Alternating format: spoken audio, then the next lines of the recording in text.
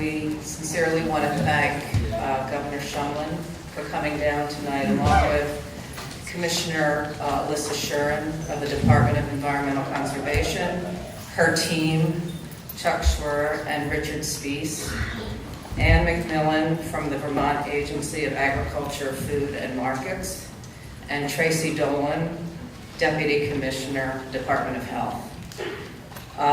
We're very pleased that 3 of our faculty at Bennington College, David Bond, Janet Foley, and Tim Schroeder, have gotten a National Science Foundation grant to teach a course with students and community members and to study PFOA. We have also just recently put up a website, www.bennington.edu/PFOA, that has a lot of information. I'd like to just have David and Janet stand up so that if community members wanted to talk to them, feel free to reach out to them. Okay, I would like to introduce now the governor of our great state of Vermont. We're so pleased he came down to meet with us tonight.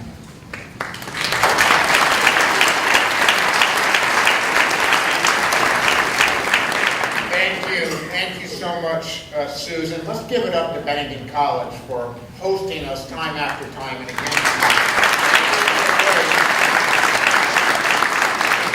And I just have to say a word about Bennington College. They're not only hosting all of us here where it matters, but to my hardworking team that's down here day and night, they're putting them up.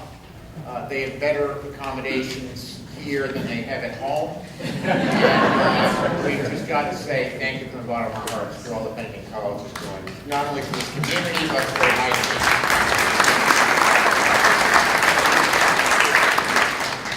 I also want to thank a number of other folks before I quickly give an introduction and then introduce some details that we have for you today.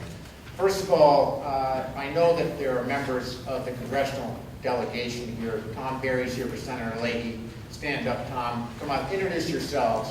Who else do we have here from the team? Tom Berry, Senator Leahy's office. Go ahead. Haley Carroll with Senator Sanders' office, and Shannon Bernard with Congressman Welch's office. Thank you all for being here. We're deeply grateful. And I just got to say, as you know, there are 50 governors in America. I somehow won the lottery and got the best congressional delegation in America, and thank you for being here.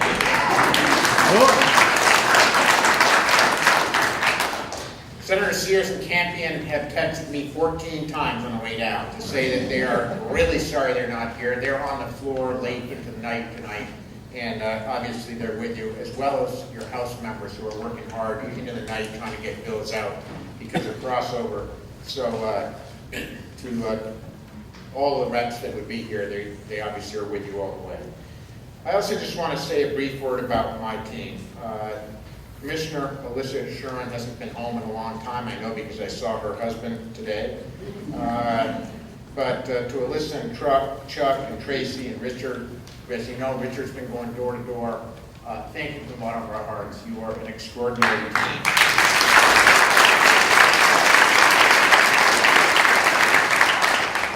But mostly, I also should acknowledge my wife, your First Lady, who hardly ever joins me on these events because she has her own life. But Katie Hunt, thanks for being here. She's here because she too grew up just over the mountain here in Dover. And so when Southern Vermonters are in trouble, she shows. Thank you, Katie. Listen, I just want to say to all of you, as we announce some of the results that we're getting back, we have promised you a transparent process and to be your partners in getting through what we know is causing tremendous pain, tragedy, anxiety, and we're in this together. I spoke today with the CEO of the company that we believe the pollution is coming from, Saint-Gobain, and I spoke with Tom Kaminsky. As you know, Ed Canning, who I also spoke with, who handles their environmental stuff. I just want you to know that unlike situations that governors often find themselves in, these situations where the company is running from you and fighting you. They have been extraordinarily cooperative so far. They want to help us to get to the bottom of this, and I want to say thank you to them for going into this in the spirit of the way we do things in Vermont, which is trying to work together to solve the problem. And I'm pleased to tell you that they're going to continue to partner with us as we test soil, as we test water, as we do everything we need to do to figure out where the problems are and how we do the best we can to remedy them. I also just want to say a word about all of you. This is what's happening to my team when they're out there day and night, talking to folks in North Bennington, knocking on doors and meeting folks. This is so typical of why we all live in Vermont. Despite the anxiety that we're all feeling and the question marks and the emotions and the fear, more often than not, the first question that folks are saying to my team when we knock on a door is, thank you for that information. What about my neighbor? What about my neighbor? How are they doing? We've got folks making sandwiches for our team when they come through, feeding them, giving them coffee, taking care of them. And my point is, the way that you all are taking care of each other is why I am so proud to be your governor. And I just want to say thank you from the bottom of our hearts. As you know, we originally, in our 1.5-mile radius that you see up on the map here, tested 190 wells, private wells. And in that 1.5-mile radius, as of today, we have back 134 results. Of those results, 94 of the private wells tested with levels of PFOA that are above the 20 parts per trillion that are the Vermont standard and the part that we feel are safe. So, to give you the most recent results, of those results, the range in those positive tests vary from 32 parts per trillion at the low end to 2,730 parts per trillion at the high end. 7 samples detected levels below that 20 trillion threshold. As you probably know, Vermont has a lower threshold than our neighbors. It's much lower than the federal government, but we do it for the right reasons. 32 samples came back clean. There was no PFOA in 32 of the samples that we got back today and over the last couple of days. So, as a result of what we've discovered, we are now going to let me say a word about the folks who came back with positive. Obviously, we're knocking on your doors telling you about that. We started today. We expect that we should be able to get to all of the doors by tomorrow or maybe a little bit into Friday. We're literally out knocking on doors, as you know, from first thing in the morning until we stop about 9 o'clock at night. And, we obviously are there to answer questions, to get you on bottled water, to let you know where the clean water is, and for the short term, and obviously to get a mitigation plan in place as fast as we can, filtration systems, so that we can get you on to clean water. Because of the testing that's come back, and I'm just going to show you the expanded area, you can see that we, for obvious reasons, have expanded the 1.5-mile radius for additional testing immediately to the 2 areas kind of on the New York line. One is up on Emmons Road, the Emmons Road area, and the other on the New York line is kind of between McCulloch and Harrington Road, McCulloch and Harrington Road, where they meet just beyond that. So you can see the obvious 2 areas were the areas that we left out because it was a circle closest to the New York line.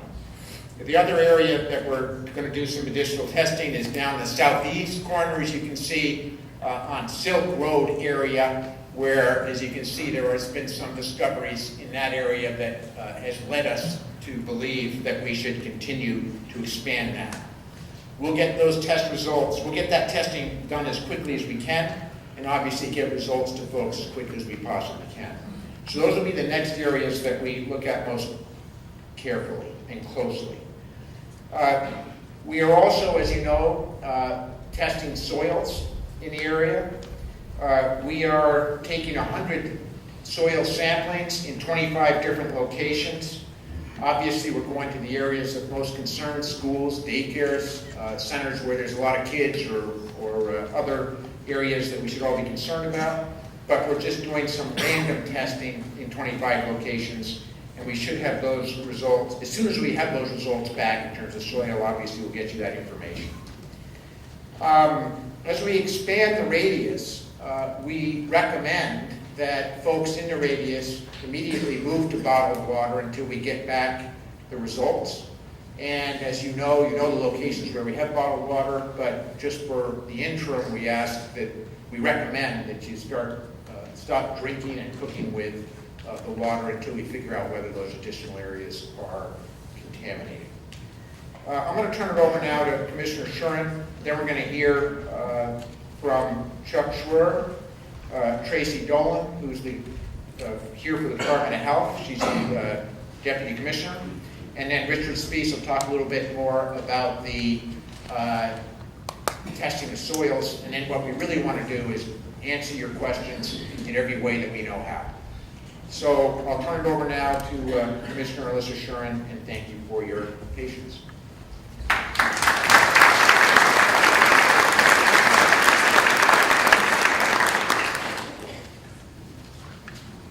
Thank you. And then thank you also to the Department of Health, who's been staffing the Information Center with us and who's here tonight, and the Agency of Agriculture as well.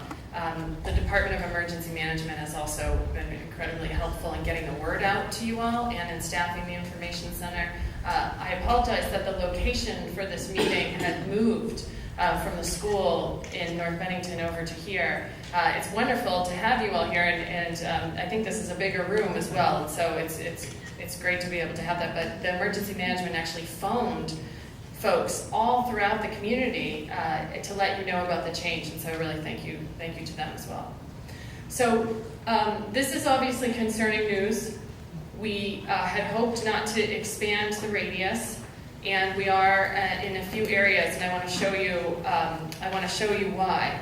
So if you can see the blue dots up there, those blue dots are the ones that did not detect any PFOA.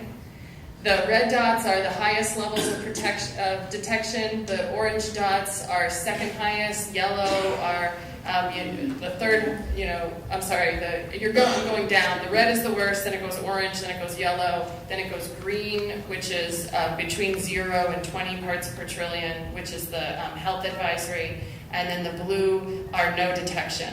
Based on what we saw here, you can see that there are some dots that are, in the lower corner, the southeast corner, the southwest corner, the northwest corner, that those are either on the line or outside the line of the radius. The New Hampshire border, the New York border is also right there, so that's the border with Hoosick Falls, and so some of the soil sampling, we're in conversations with New York to say, okay, well, they're going to need to be sampling probably on the other side of that border. But this is how we decided to do, really out of abundance of caution, we don't like what we're seeing in those areas, and we want to make sure that folks are protected, which is why we have expanded that radius. Can you put back the expanded radius of things?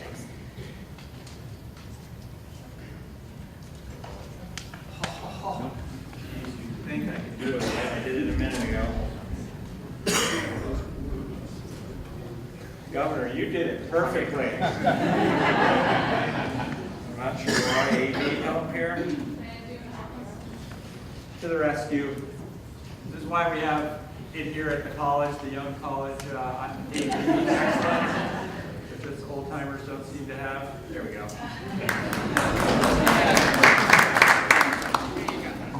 Thank you. So we are going through this together with you. This is not our typical process when we work with a community on an environmental health issue.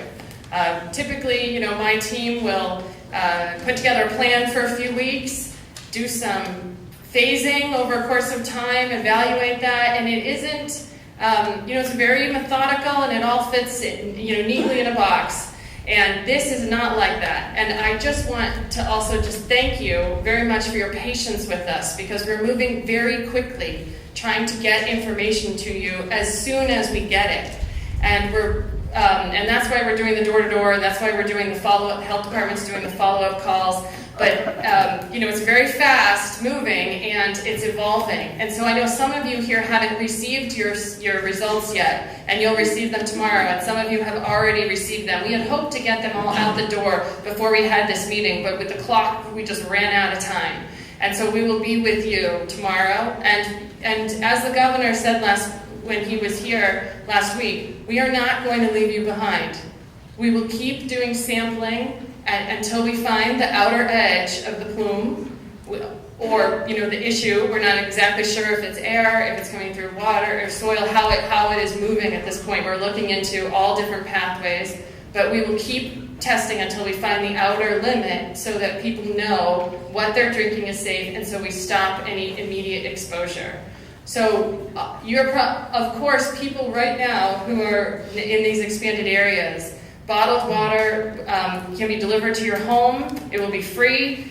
This is the number to call to sign up for that, and you should go and access at the North Bennington Variety Store that water immediately. We will start taking those samples. We will call through or come to homes, and we will start that process tomorrow to get the next round of water tests out. You've been seeing a lot of Richard. You've been seeing a lot of Chuck. They are wonderful. They also need to go home at some point, and so we are going to bring in more people into the area. We're going to sign up contractors. So you might start seeing some unfamiliar faces at your door, but that is so we can move as quickly as possible to get you the results. And so, Chuck, why don't you come on up? And to Chuck Shore, the Division Director for the Waste Management Prevention Division, he can walk you through some of what he sees here. He's done this work for a long time and tell you what he's learning. I'm kind of afraid to hit this again. Oh, it didn't work again. I just have a bad touch. Anyway, I don't really need to have that map. First off, I want to reiterate what Alyssa said. I was really hoping when we got the first results that this would be a contained problem. I know you were all hoping to. So I'm sad that we're here as well. But as the governor indicated, we're Vermonters and we're going to get through this together. We are committed to this project. We're going to stay it through the end. So as Alyssa mentioned, bottled water, we've been asking people to pick it up at the Village Variety Store. But now that you know you're above the 20, we are working to get deliveries to your house. We're using our contractor, WB Mason. We've definitely pushed them to the limits, but they're going to come through. It just might not be immediate, so be patient with them. But we will make sure you get water either at the Village Variety, delivered to your home, or with the water tanks that we have. We didn't talk about, and I think some of you know, but what if your well is over 20 parts per trillion? Do you have to be exposed to it? Well, no, you don't. The company has committed to putting point of entry treatment systems on every home above the health standard of 20 parts per trillion. That's already happened with the first wave of samples in terms of starting the process. We let their consultant know, CT Mail, who then reaches out to you to set it up for the installation. And Richard, maybe you can talk about the timing when you get up, but the wheels are already in motion. We know we have 94 detects over the 20 parts per trillion, so that's 90 systems already. The results are about 72%, so we're most likely going to have more systems that are needed, but we've been assured that they can keep up with the demand and they will get the treatment systems installed. I'm not exactly sure of the timing. The other thing we did our best of was to sample every well within the 1.5-mile radius. We made that promise to you, and we nearly killed Richard in the process of meeting that promise. But as some of you know, we didn't get everybody. We didn't think there'd be as many wells, so that was a little bit of a surprise to us, but we're still committed to that. So we have our half-page sign-in again. If you're within the 1.5-mile radius or within the new 3 zones that we're going to sample. Please fill out the form, call that number, go down to the information center that we have set up at 324 Main Street in Bennington. Any way you can reach us, send us emails, but we'll get you on the list. We are hoping to get the next wave of sampling done. So 2 things. We need to sample within the 1.5 miles, and we need to sample that we haven't done, and we need to sample in our 3 new identified areas. As Alyssa indicated, not all the results are in.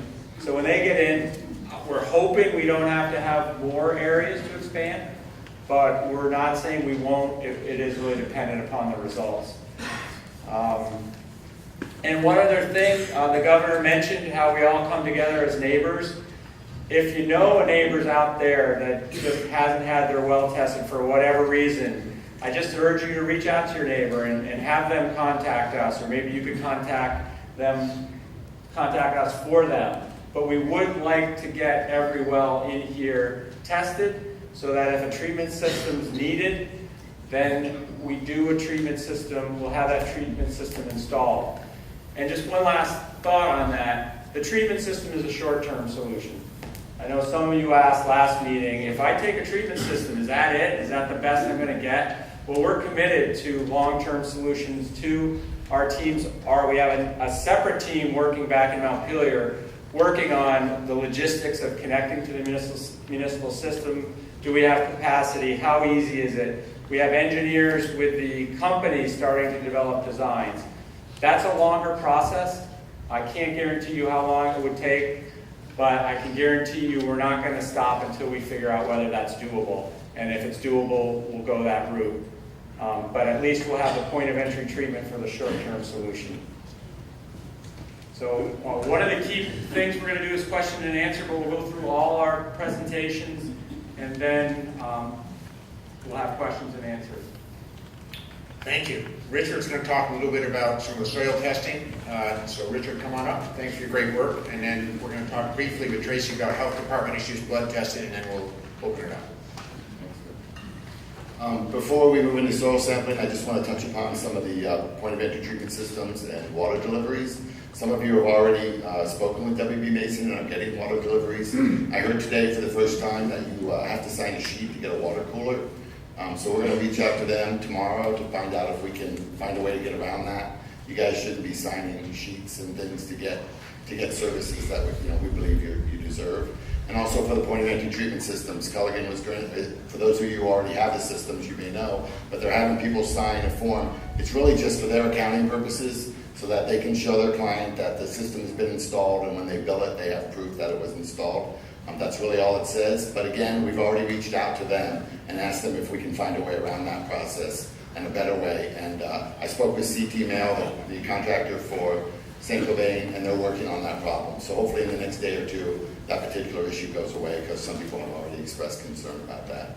And also recognize there are a lot of moving parts and a lot of questions. So we are working on all of them. It is going to take a few days in some cases, or weeks, depending on the questions, to get back to you. They're all good questions. We're glad you asked them all, but it does take some time to get through them. So the next thing that I was asked to talk about was the soil sampling plan. And if you draw your attention to the center of the blackboard, there's a big map up there with some yellow points on it. That's actually a tax parcel map. That's the way the plan was prepared. We did not have time to prepare a map, and so we reached out to CT Mail and asked them to prepare it for us, and they brought it today so that I could use it for this meeting tonight. So the soil sampling plan is really not a detailed soil sampling plan. It's a screening process. We want to try and figure out, is there a significant problem, and how far does it go? So in this first phase, the scientific side says, well, you go out on the 8 sides of the compass, and you take samples close to the plant and further out, and then you look at the results and see what it tells you, and decide, do I need to take more samples inside that area, or do I need to move out even further in taking the samples? So that was the first part of the plan. The second part was, we recognized there are a number of people concerned about their children, rightly so. So we've looked at a lot of playgrounds, daycare facilities, and the elementary school. And I have a really interesting story to share about the elementary school. We went in and were asking the principal about where would be the best place to sample to try and get the worst case. We're trying to get the worst case scenarios in these samples. So whatever we come back with, it's going to be worse. The worst case, hopefully anything we get after that will be not as bad. And the principal was telling us we wanted to get a sample where a parking lot all drained into one low area, and if there were any chemicals that were deposited atmospherically, they would soak down in the ground, and we could get a sample there. We wanted to get it on a playground because that's where kids play, and that's where they get dirt in their mouth and all those things. So that seemed really important. And then we wanted to take one last sample where they're drawing sap for maple syrup, because they have a number of trees along there where they draw maple syrup. So we could work with our partners in ag to start to try and understand if there is any risk, to our maple syrup products that we love in Vermont. And while the principal's describing it, he's telling us, oh, there's really two playgrounds. There's one for the preschoolers, and there's one for the elementary school kids. And the contractor for CT Mail, his name is Kirk, he goes, oh, that's not a problem. We'll just take both, because we want to know. What's this? There's two. They're separate. The one they removed a foot of soil and put down mulch or something for the kids. The other one they removed a little bit, but they put more material in. So he's like, we'll reach out and just do both. So they are committed to getting answers to these questions, and I really appreciate the partnership that we have with CT Mail. And those are the points that you see. So obviously the parcels are large, but the areas that will be in sample are small. We are taking 4 samples at each sample location, so we can figure out with depth. Often with soil, you get more contamination near the surface and less as you go down. And so we're going to test that hypothesis. That's part of what we're trying to do there. And one thing we don't have on our agenda, but many of you may already know, is we've already gone out and sampled our rivers and the sediment in those rivers to try and see if there is contamination remaining in the rivers that could impact our fish or recreational purposes. So that's all I have for that, and I guess the governor's going to introduce that. Go, Richard. Hey, I see a lot of folks are kind of standing and crammed in the back. There's seats up here. I bet we could take another 20. Feel free to come down so you don't have to stand. It'd be cramped. I know I might bite, but these folks won't. So come on down. Yeah, there we go. Keep coming. I bet we could literally take everybody that's standing or cramped in right up front here. So very briefly, we're going to hear from the Deputy Commissioner of Health, Tracy Dolan, who's going to talk a little about blood sampling and other health issues, and then we'll go take it from there. Tracy, thanks for being here. Hi, thanks everyone, and thanks for coming out. So our health staff over the weekend and this week have been reaching out to people whose water has been tested and calling each home to talk a little bit about those results and answer questions about health concerns. One of the big questions, of course, that's coming out, particularly for people whose test results are showing levels above our protective level of PFOA in the water, is can I get my blood tested and when will that happen?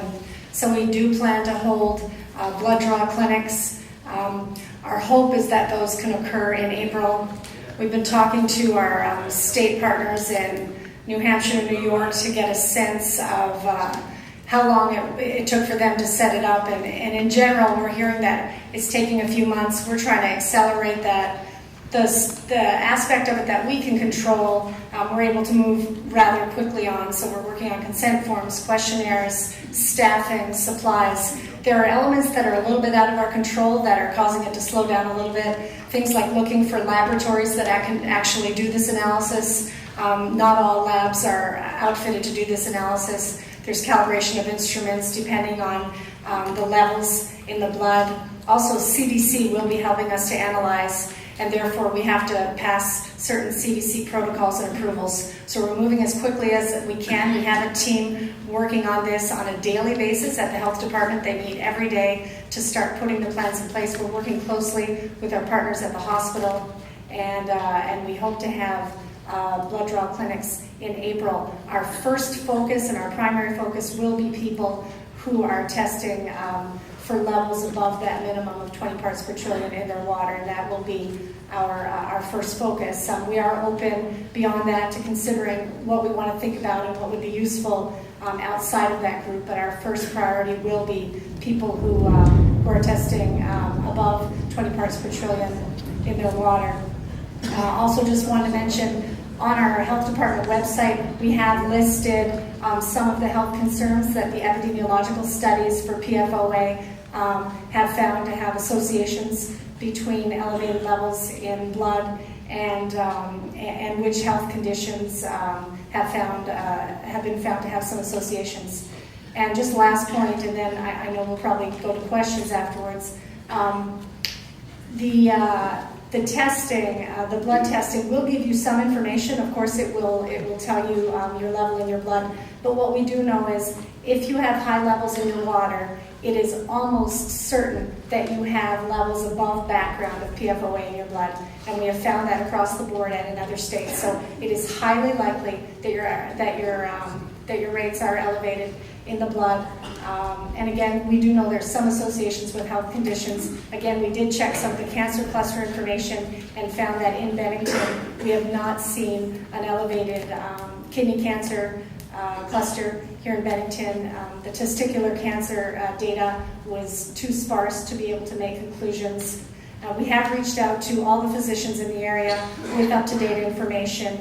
And we do recommend, once you get your water test back, if you have concerns, if you feel like there have been things happening to you that could be related based on what you're reading about the information, feel free to go in, speak with your physician, or at your next appointment, bring your test results in, either your water test results, or if it's later on, your blood test results, and have that discussion. Your physician is the best person to have that individual discussion with you to figure out if there's any kind of possible connection, or what could the next steps be. Are there any screens or panels that they might want to run on you? So thank you very much for your patience. I know we would love to be able to say next week, boom, we're going to get you that information.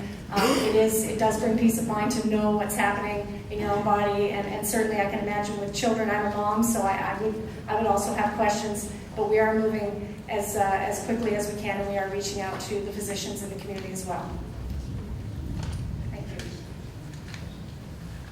So we're happy to take any questions that you have. If you don't mind, just because there's so many of us so far away, if you can just stand up when you have a question, state your name, and we'll take it from there. Well, thank you, and thank you for the rest of you folks who have done such assiduous work. My name is Jim Carroll, I'm selecting Bennington, and I want to go right to the heart of this problem. The solution. Give him the mic. Jim, take the mic just so they can hear you. The solution to this is long-term. But my central question to addressing this is, so far, St. Cobain has been very, very cooperative in helping to address this problem. So if there's any silver lining, and I'm hoping there is, would they be willing, and is there enough liability or insurance coverage that would provide for getting municipal water to these well owners who are drinking poison? Can you tell us whether or not, in fact, that is possible? So, first of all, thanks for the question, because I bet that's on everybody's minds. As the Commissioner mentioned, we do not believe that treatment systems are the solution to clean water for residents of polluted water. And we are committed to getting municipal water, which has capacity and thankfully is clean, to the folks who currently are not on the system and are having polluted wells. So that is the obvious solution. We've got engineers and folks already working on it to the areas where we know there's contamination. And we want to move as expeditiously as we can to get a permanent solution, which obviously the most logical is looking up to the municipal water supply. But who's going to pay for it, Governor? So far, the company has agreed to pay for everything that we've asked them to pay for. We will be asking them to pay for that because that's mitigating the problem that was created. And based on our relationship with them so far, there's no reason to believe that they would say no. But we haven't asked yet because, frankly, we're still working on the challenge of trying to identify how big the plume or the polluted area is, how many people are impacted, and then we can go to them with a package. So my question for you, my final question is, how would you characterize the relationship that you've had so far with St. Cobain? Has have been good? Have they been cooperative? The relationship has been excellent. It is not what I would have expected. In speaking with the CEO of the company, he was very clear that he would much prefer to work with us to do everything we need to do to right what is wrong than he would to go through a long bureaucratic process that we're going back and forth with lawyers and all the rest, frankly, which is what appears to be happening more on the other side of the border, which just slows things down. So what I have said to them is, listen, I believe as governor that the best outcome for Bennington and North Bennington residents is for me to work directly with you to figure out what the problem is, ask you to write it, and if we have problems, then we'll deal with lawyers, but let's try to work together to get yeses and get the job done. And that's the spirit. So far, I could not be more pleased with their response. That's great. That's great. Yes. Get the mic, just pass the mic down the way so folks can, then otherwise I have to repeat the questions. Thank you. I've just been asked to offer a couple comments and questions on behalf of folks in the so-called North Village neighborhood, the neighborhood that was in the little call-out box there because we're kind of compact and close to the center of the area. First of all, we wanted to really say thank you to everybody at the state for an extraordinary response.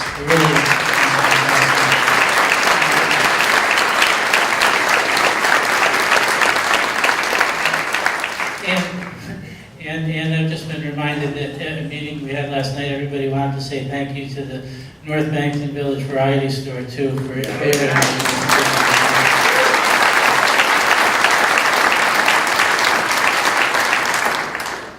I've never gotten so much applause.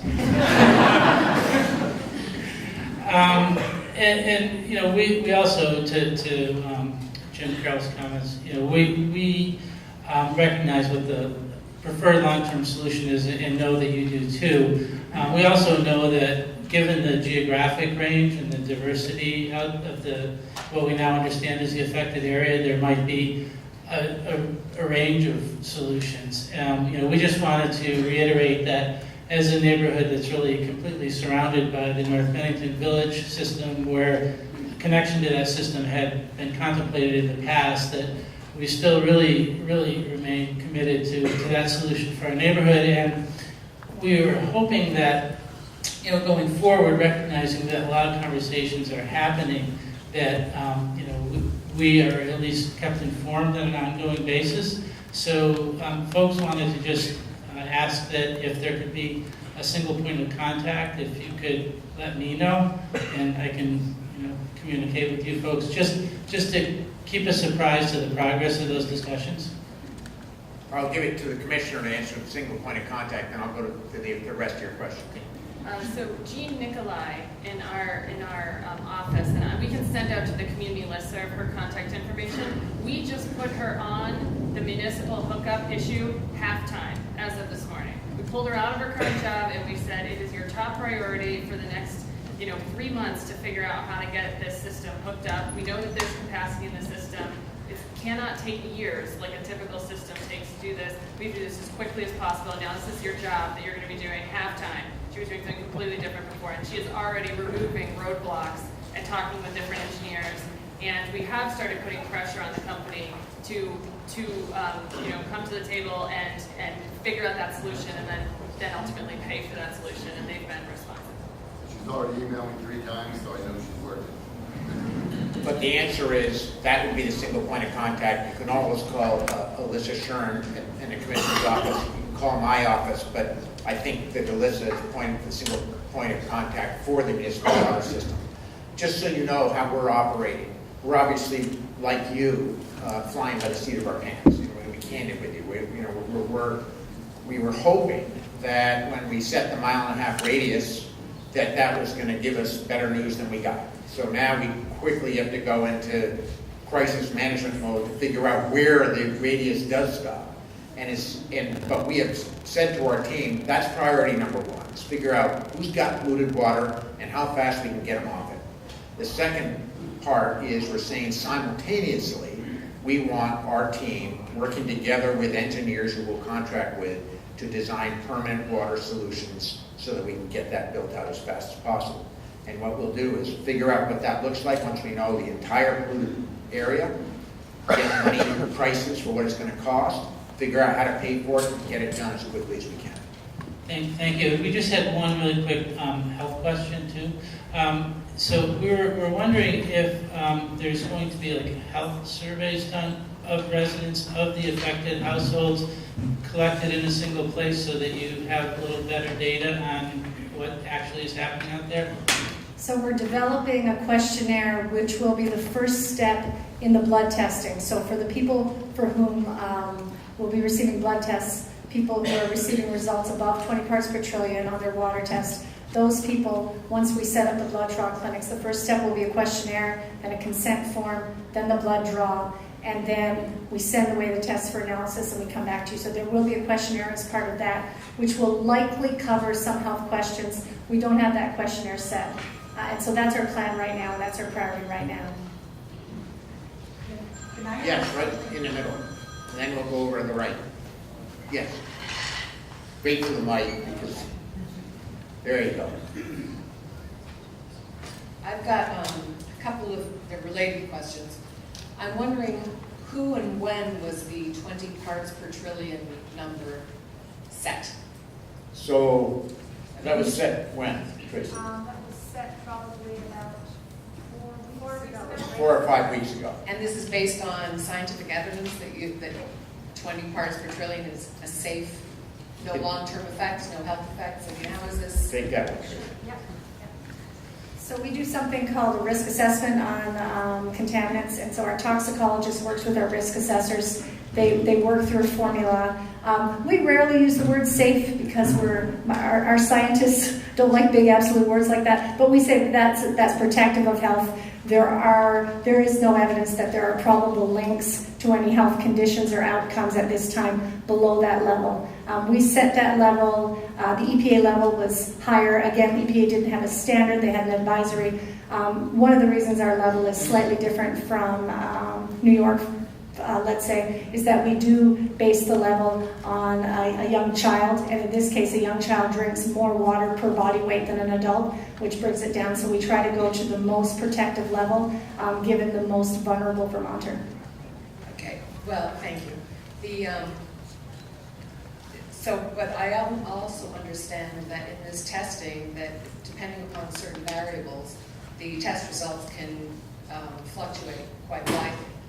And I think I read that one of the affected residents is tested at 2,000 and then 3 weeks later at 2,300. Is that correct? Sure, Richard will shoot the answer up. Get the scientist, sure. So you're asking about the standard deviation or differences in test results? Right, from the same location. At different times, though. So at different times or the same test that was a duplicate? So levels typically do change when you take water samples. There's what we call the 3 dimensions, and then there's the 4th dimension, which is temporal, which is time. And over time, those numbers change. That's very common. We see it over and over again on every hazardous waste that I've worked on. We've seen that. So we would expect to see it here too. So, getting to my personal point is I am one of the residences that tested below the 20, although I'm surrounded by people who tested at the second to highest number.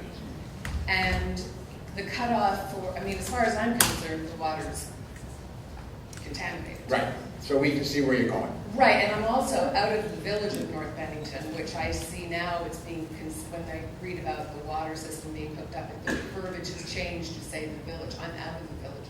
So I can't see myself ever getting hooked up to a water supply system, and I'm concerned that I'm not eligible for at least the filtration system, which I think if there's just a few people showing below 20, we should still get the system while St. Gobain is. So listen, we have time to work that one out, obviously, but in terms of your concern that if there's variations, as there is with any toxic testing, in testing, how do we know that just because you told us we're looking good, we aren't bad a week later? And the answer is, we are willing to continue to test and will continue to test, get in touch with our folks, and we'll come back in and test you again. Okay, thank you. All the way in the back. I'm sorry, I was going to go here first, and now I'll go all the way back. So one of my questions to Liz because the mic's down here right now, so we're gonna try and do a My communal mic. questions are both, I have a lot of questions, but two that I'll say right now are about time. When I read about the 20 parts per trillion, it says for brief exposure. What do you mean by brief exposure? Most people drink water for a long time. Yeah, it's lifetime exposure. I don't know where the brief It's exposure. been in the paper a couple times and it's very confusing. Well, if I had a nickel for every time the press is wrong, but it is lifetime. And my second concern is with it. Except for those up here. Scott.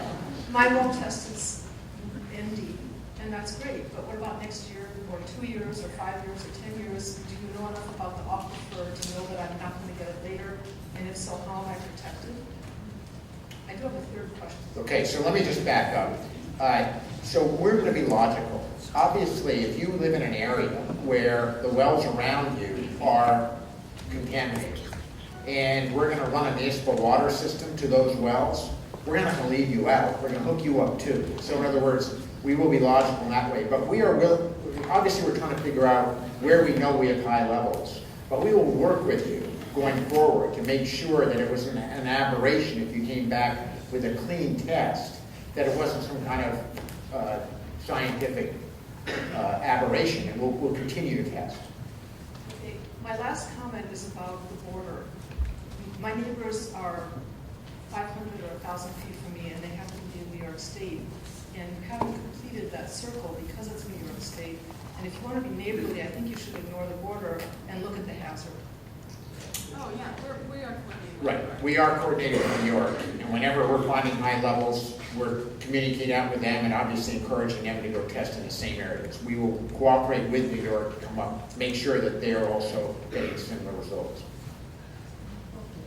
But we can't go test beyond, we don't have the authority to test beyond our state border. We've heard that New York is doing testing. We're not exactly sure where, but we are communicating with them to say, listen, we have some concerns. I agree with you, that shouldn't have stopped at the border, but I only work for the state of Vermont, but we are communicating. That's a great question. All the way in the back, with the blues. Hold on, we're gonna get you the mic so everyone can hear you. It's not so well down here. We're a long, long way away. I'm wondering, in that southeastern extension, is all of Silk Road going to be tested? The answer is yes. So Are when you on is this Silk Road? testing going to take place? So we'll be knocking on your door hopefully tomorrow. Are you on Silk Road? Yes. Yeah, hopefully tomorrow, but if not, the next day. And if you don't hear from us, call us or come down and see those folks. Schedule a time, we'll be there. Yes. Good. Pass the mic down to Jeff. Okay, good. Now we have 2 mics. Let's give it up to our mic hall. My concern is, first of all, I thank the state of Vermont for stepping up and recognizing the problem and moving in very quickly compared to what has happened in New York State. But my concern is that this has already happened to us, but what about our extended families, our grandchildren that we watch that don't live in the area, but they do drink a lot of water? So we are equally concerned about any family members or friends who have been, for whatever reason, exposed to the water in this community but don't live here. So when the health department comes and does your blood work and asks you all the questions, one of the questions will be, who else are you concerned about? And we'll make sure that those folks get tested too, correct, Tracy? Yes, there'll be several factors, yeah. But if we talk to you and it sounds like there's significant exposure, we will follow up. I can't speak to every detail of those criteria because we haven't figured that out yet. Our first priority is this group, but we're certainly taking that information, and where there's significant exposure, we will follow up. Yes. Yes, right down here in the middle. Sorry, on the end in the middle. Middle of the room end. Thank you so much for coming again, and I know I spoke last week when we were here too. When you were here last week and I spoke, I was anticipating my well to be tested that evening because I live right outside of the border. And I'm the mom with 2 young girls at home. We just moved to my home about 4 years ago. My girls were healthy 4 years ago. About 3 years ago, they now have this degenerative kidney disease. It's coming from nowhere. It typically runs in families. It does not run in my family. I'm very concerned. I've written letters. I really would love to get my well tested, and I can't figure out how to do that. I understand in time, but I'm just wondering, is there a way or a resource that I can access that list? I'm like right there. Is there a plan to extend this red bubble? Are those bubbles going to become a complete circle? Where are you located right now? Where are you? I am right off of Houghton Lane. I'm like right there. Can you come down and talk to us at the end or at any point now, and we'll figure you out? Love it. Thank you. Okay, thanks. Let's go to the blue right now. I'm just trying to make it easier for the mic runners.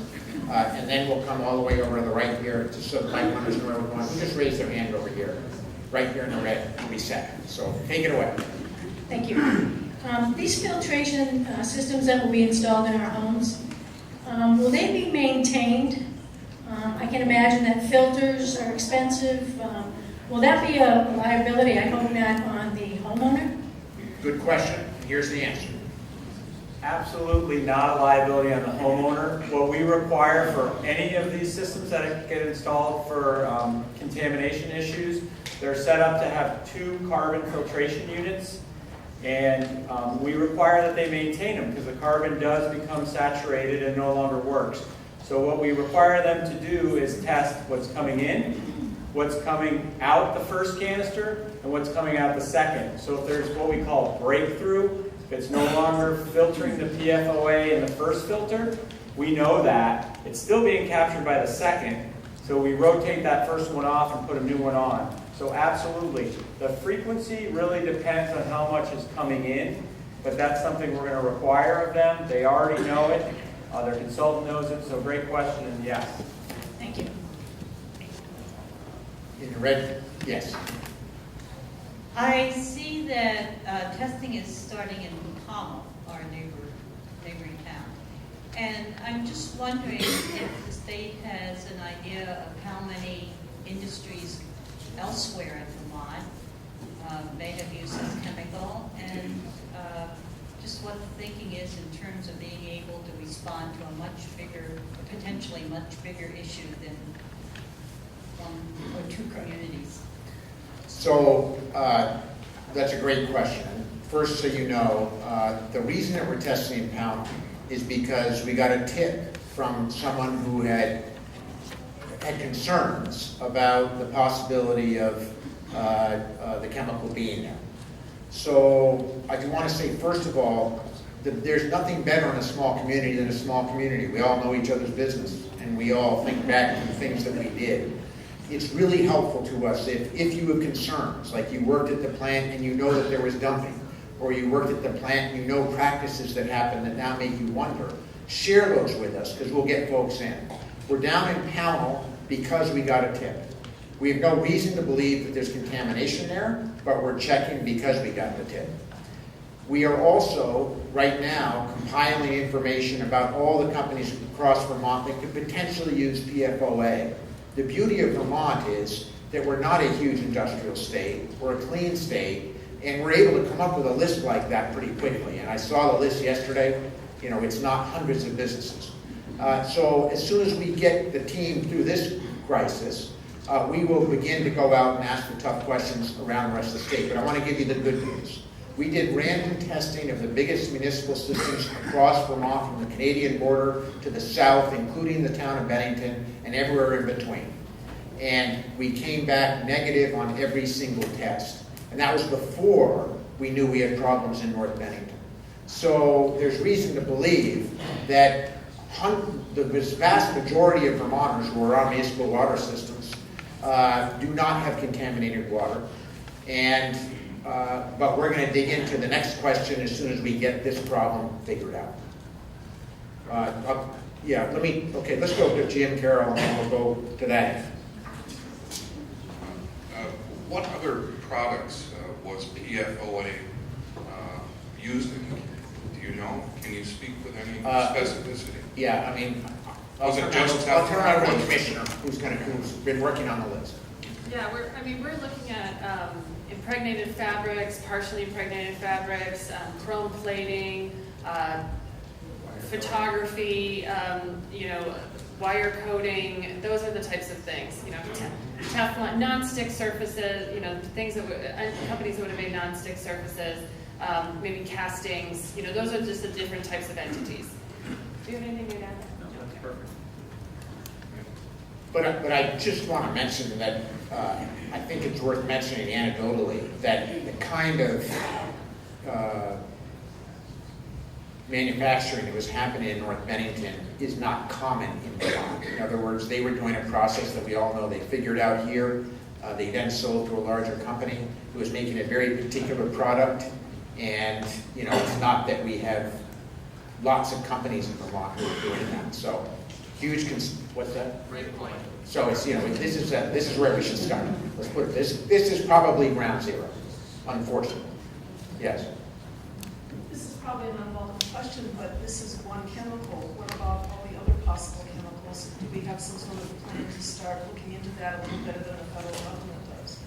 So, Melissa's job before I convinced her to come be commissioner was she was one of the leading folks in Vermont for an organization called Toxic Action. So this happens to be your expertise, and I'll turn it over to her. Sure. Well, we know that the federal law, the Toxic Substances Control Act, that is supposed to regulate, emerging chemicals, it's not working as well as it could. It was passed in 1976. It grandfathered in tens of thousands of chemicals without testing at that time. And then as new chemicals come on the market, the Environmental Protection Agency has something like 90 days to weigh in saying what they need to ensure that health and the environment are protected. Because the Environmental Protection Agency is so short-staffed and underfunded, and this law was passed, but they were never staffed up in the way to do this review, if they don't weigh in within those 90 days, the chemical just goes on the market without testing. So this law is broken. And because, and our congressional delegation has been pushing hard to change it, and it's up in Congress right now. There's a House version, there's a Senate version, and I think this is a really great opportunity to really talk about strengthening that law so that we can test these chemicals before and make sure they are safe before they go on the market. The good news is that in the state of Vermont, because this federal law has been so broken, we have taken steps year after year to go beyond the federal government, and really the health department has taken a lead on a lot of those laws, banning flame retardants, phasing out different chemicals found in children's products, and I am really proud to be in a state that would raise its hand and say, when the federal government isn't doing its part, the state of Vermont is stepping up. Should we have, yeah, that's right.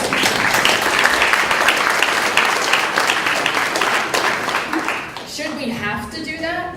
No, we shouldn't have to do that, which is why we need to fix the federal law. But in the meantime, we have really strong commitment, by our governor, by our delegation, and by departments like Department of Health, who have been putting policy ideas forward year after year to try to manage this emerging chemical problem. And so that's just the construct. The only thing I'll add to that is, yes, the federal law is broken. Yes, Vermont's working really hard to have better standards, which isn't saying much because we've got a pretty low bar to be better than the feds on this one. But I just want to mention, having been involved in helping to pass and sign into law some of the bills that Alyssa talked about, every time we do this, we get huge resistance and get told, Vermont is not business friendly. How can they be so tough? They're being tougher than the feds. What's wrong with these people?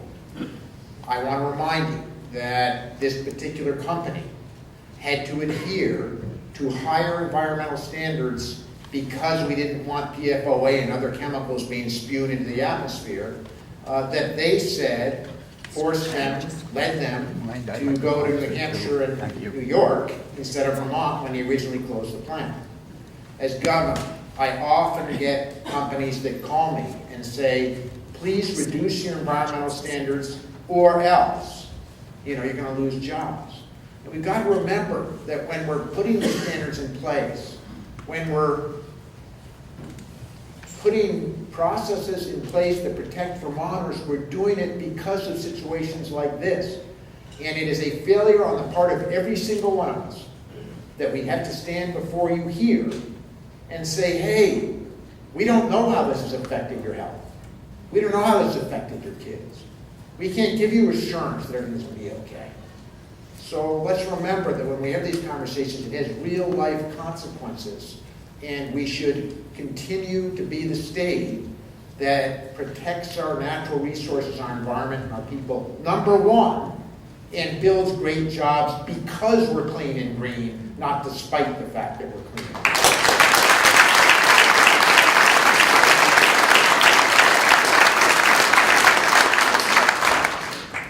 Alyssa didn't mention that the wells actually, I thought that you did test for multiple chemicals in the wells in your first round of testing, not just for PFOA. Is that correct? Right? That is correct. I just thought that would address some of the Yes. concerns.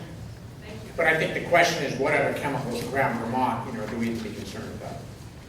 Yes. I'll make this quick. Is there any cause for concern with agricultural projects within this area? You know how it's been transmitted? So, obviously, we won't know the answer to that question until we test soil. And when we get back, and that's why we're going to test it vigorously, and when we get it back, we'll be able to answer that. The only thing is worth mentioning is, from scientific data, I think Tracy would agree with me on this, although I certainly shouldn't be talking science. There is a difference between daily exposure through water, which you're constantly consuming, and ingesting, even on a more occasional basis. So the risk I think a scientist would tell you that the risk would be, unless you're constantly ingesting, the risk, it is a slightly different, less risky level, even if it comes back positive. But yes, we got to figure that one out. Yes. I think I can yell loud enough. There's a mic right back here. Hi, I have one question and one request. The first question is that as it has been yet undetermined how the PFOA has made it into the environment, if it comes back that it is airborne, what are the steps are you going to take to address that issue? Because it could also be in the home, not just on the property or in the well. The second item I had was a request to the state of Vermont to perhaps reconsider the basic water testing that it performs when people buy homes or when wells are created, because I think that so much is unknown that perhaps this might be a great way to protect the future residents of Vermont. Great questions. I'll take the second one and I'll let Tracy take the first one. On the second one, this is going to make us reevaluate our water testing protocols across the state, and I would hope that other states would be following us. As you know, this test is a complex test. You can't just get it done. It costs a lot of money, but we're going to have to be much more rigorous in our testing going forward. There's no question about it. Tracy. Well, I'll take the soil and then hand it off to Tracy. So we're, nice to see you again. Yeah. So we are we don't know yet if it was air, deposed to the air, or if it was a plume, or if it was just normal use in the plant, or if it was dumping, or if it was all the above. We are working closely with other states that have dealt with this issue, and with Bennington College experts actually who are learning as we are and sharing information and resources with us to get our arms around that. But the soil testing should answer the question of, or should help answer the question of air. And we're going out, we're doing a core ring and then another bigger ring and a bigger ring, and we'll keep going if we need to get our arms around that answer. And I'll hand it to Tracy and talk a little bit. Sure. I think the only thing I would add is that the epidemiological studies, and they've involved 60 to 70,000 people. So these are large studies, and a lot of review have found that by far the primary pathway is water, and that is the piece of highest concern. And so just wanted to highlight that piece. So by stopping exposure, by drinking the bottled water, that's your best strategy right now, and that's our highest concern. Thank you. Hold on, I'm going to go to the middle there. Right in the middle. Stand up and we'll get you a mic. What up? Yeah, thank you. Jim will come back in a second. Best hot dogs in Bennington, by the way. A short question, and I don't mean to be flip, but do bottled water companies test for PFOA?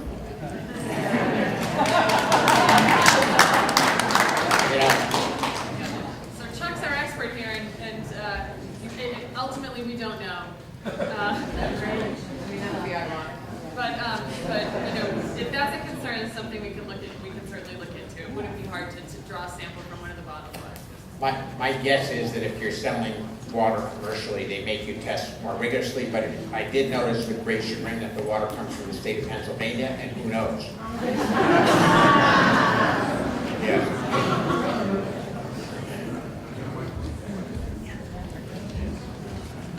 Jim, take it away, and then we're going down that way. Whoever's got the mic down at that end. Go ahead. Who's got a mic? Who's guarding the mic? Oh, okay. Sorry, Jim. You're cut off. Hold on. We'll come back. Go ahead. Thank you, Governor, for being here. Really appreciate it, all the people that are helping us out. Like many people in this room, I'm an avid gardener, and I live off my garden pretty much in the summer. And I know you say the risk is lower than water, and that's good news for all us gardeners here. However, we're about to go into planting season, and there's a lot unknown as far as our soil, and I live a quarter of a mile from the plant. So I know you have a plan to start your testing on the soil. I know there are some figures out there, I don't know what they are, about what toxicity levels would look like for this particular chemical.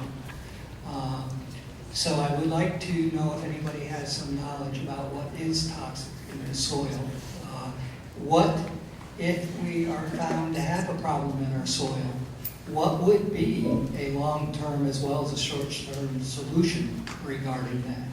So I'm going to put Ann McMillan on, who is from the Department of Ag, and I'll answer your question. But before you do, I just want to clarify what I said, because the way it came back, I may have misspoken. I have no idea whether soils are polluted, that's why we're testing, and how toxic they might be if they are.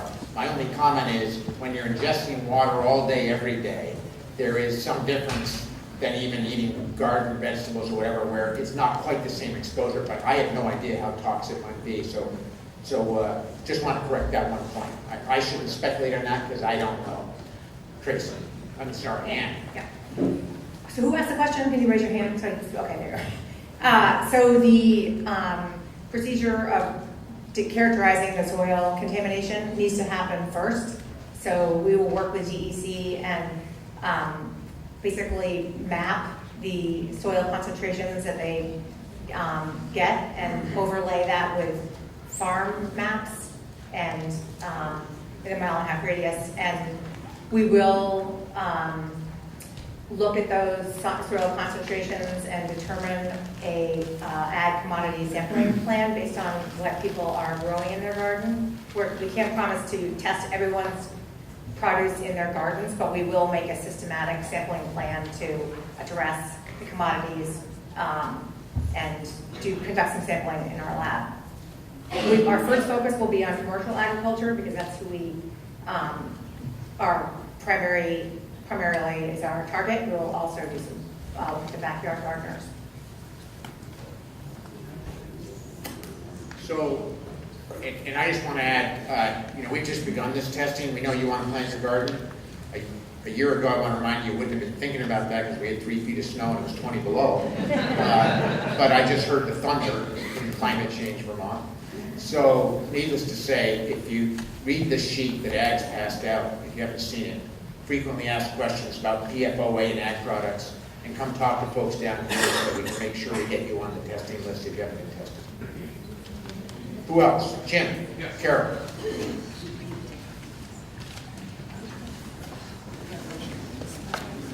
In conversation that I had with my friend Jim Sullivan 2 weeks ago when we first contemplated this here in North Bennington, he brought up an important topic that I think is worth discussing tonight, and that is with respect to current property owners who are on oil water.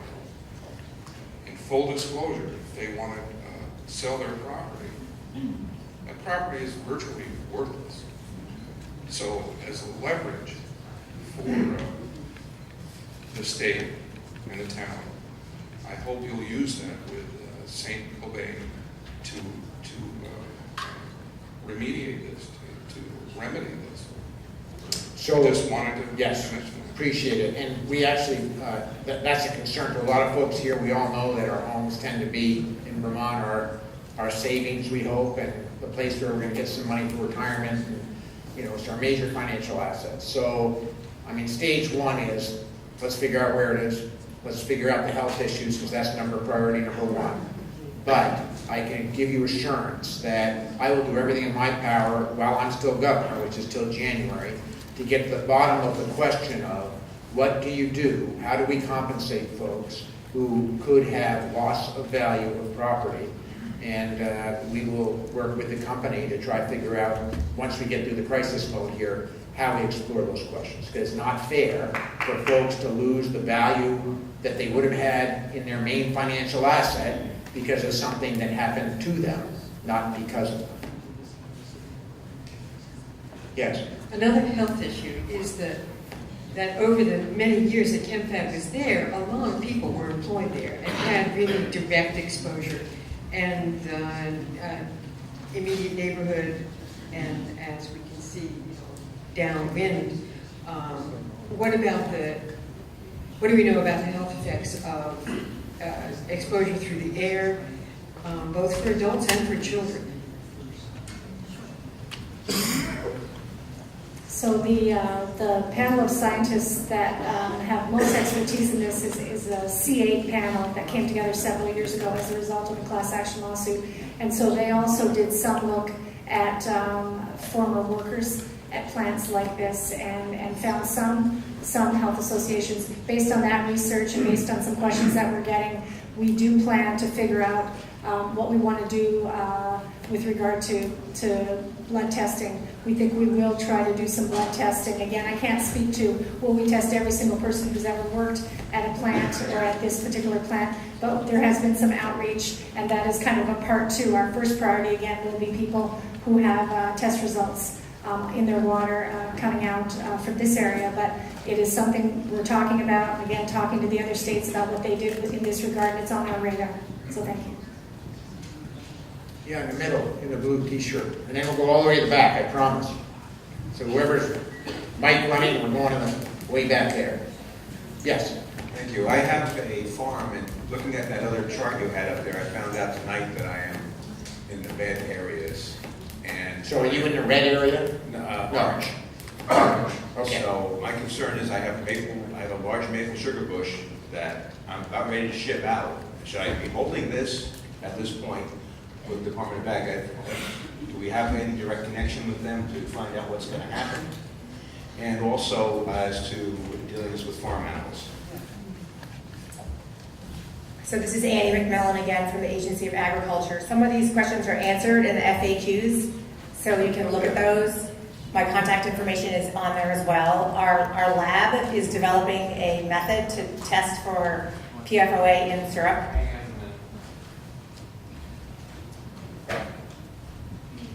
Okay. Our lab is developing a method to test for PFOA in syrup, and we have a way to quantify the risk to PFOA, people ingesting PFOA contaminated syrup. And so why don't you give me a call and we can talk to you further about this.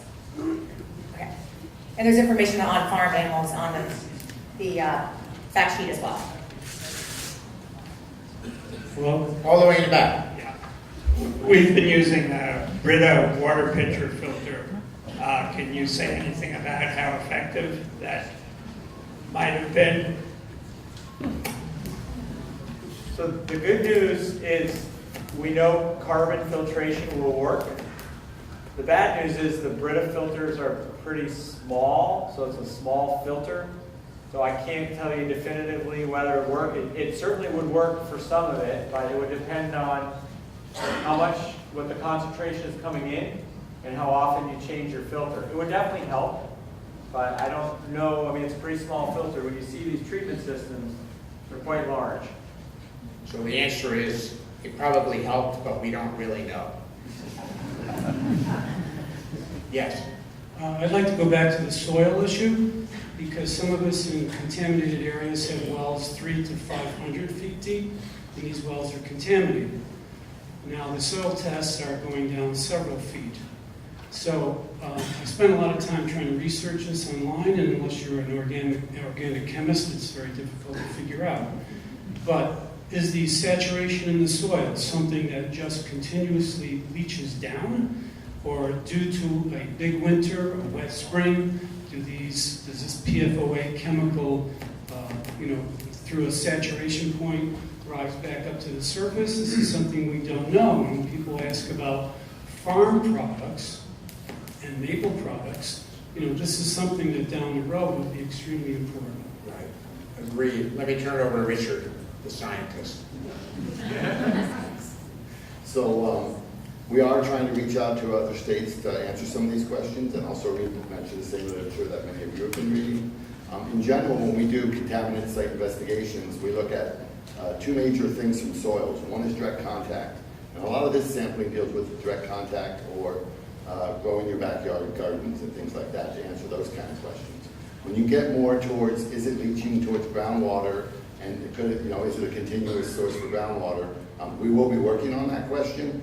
I believe when we do that, we'll start at the plant itself, where we would expect to see the highest concentrations, do a detailed characterization of that property, and then as needed, we'll stretch out and look further out to try and answer those questions. Yes, right in the middle. We have a well. Hold on for the mic, because I know you think you can be heard, but... Are the folks up there, their questions? Let's take the mic up there next so that they can get their questions answered. I'm sort of been ignoring. But yes, go ahead. Yes, we have a well that tested positive, and we have an above-ground swimming pool. Is the recommendation to drain it? It was filled with water from our spring. And if so, what is the recommendation to get it refilled with uncontaminated water? So we've been grappling with that question, and I'm going to turn it over to who? Chuck. Certainly to be safe, we'd encourage you to do so. We are looking at to drain it out and refill it with water once a point of entry treatment system has been installed. And hopefully that will happen before swimming time. The governor did mention the warming climate, so that could be soon, but to be safe. But again, the worst exposure is definitely ingestion. Although when you're in the pool, you probably ingest it. So to be safe, you should probably not use that water. Do you have a filtration system going in yet? Or? They're coming Sunday. Okay, so when they come, as soon as that gets run through the system, drain that pool and fill it again. Yeah. Let her go. I mean, at this point, we can't haul it off, so you're going to have to drain it the way you always did. For now. I haven't yet. You have a jet? What's that? I said I haven't dreamed that. Yeah. Okay. Also, on the filtration system, will that affect our electricity bill?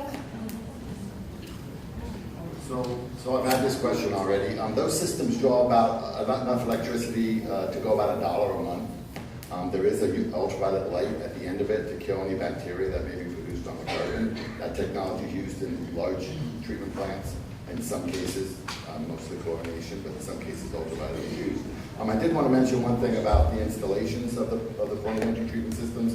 Culligan has brought in 3 teams to work on this. They have told me they can do as many as 2 systems a day. So they have said they're going to be doing about 4 to 6 systems a day. And if we have 80-something homes, probably going to go up a few more than that. They should be able to get to it in a couple weeks to maybe a month. And we've already told them to prepare for at least 100 homes, just to be safe. And they're getting the supplies ordered now to make sure they have them so they can just keep right on going. So we are in contact with them, and we're pushing them to keep these systems going as quickly as possible. As many of you know, New York is drawing a lot of these supplies. They're putting a lot in over there, but Culligan is a big company. They have a lot of reach around the Northeast, and they are working on that. Does that affect your water pressure? No, it shouldn't. Let's go up here to the balcony. I know you've been patiently waiting. I thought you were pressed, so I wasn't looking at you. There are some questions back here too after. Family doc. In Bennington, North Bennington, so I had a couple of medical questions. One is for patients who have testing that needs to be done because of their exposure.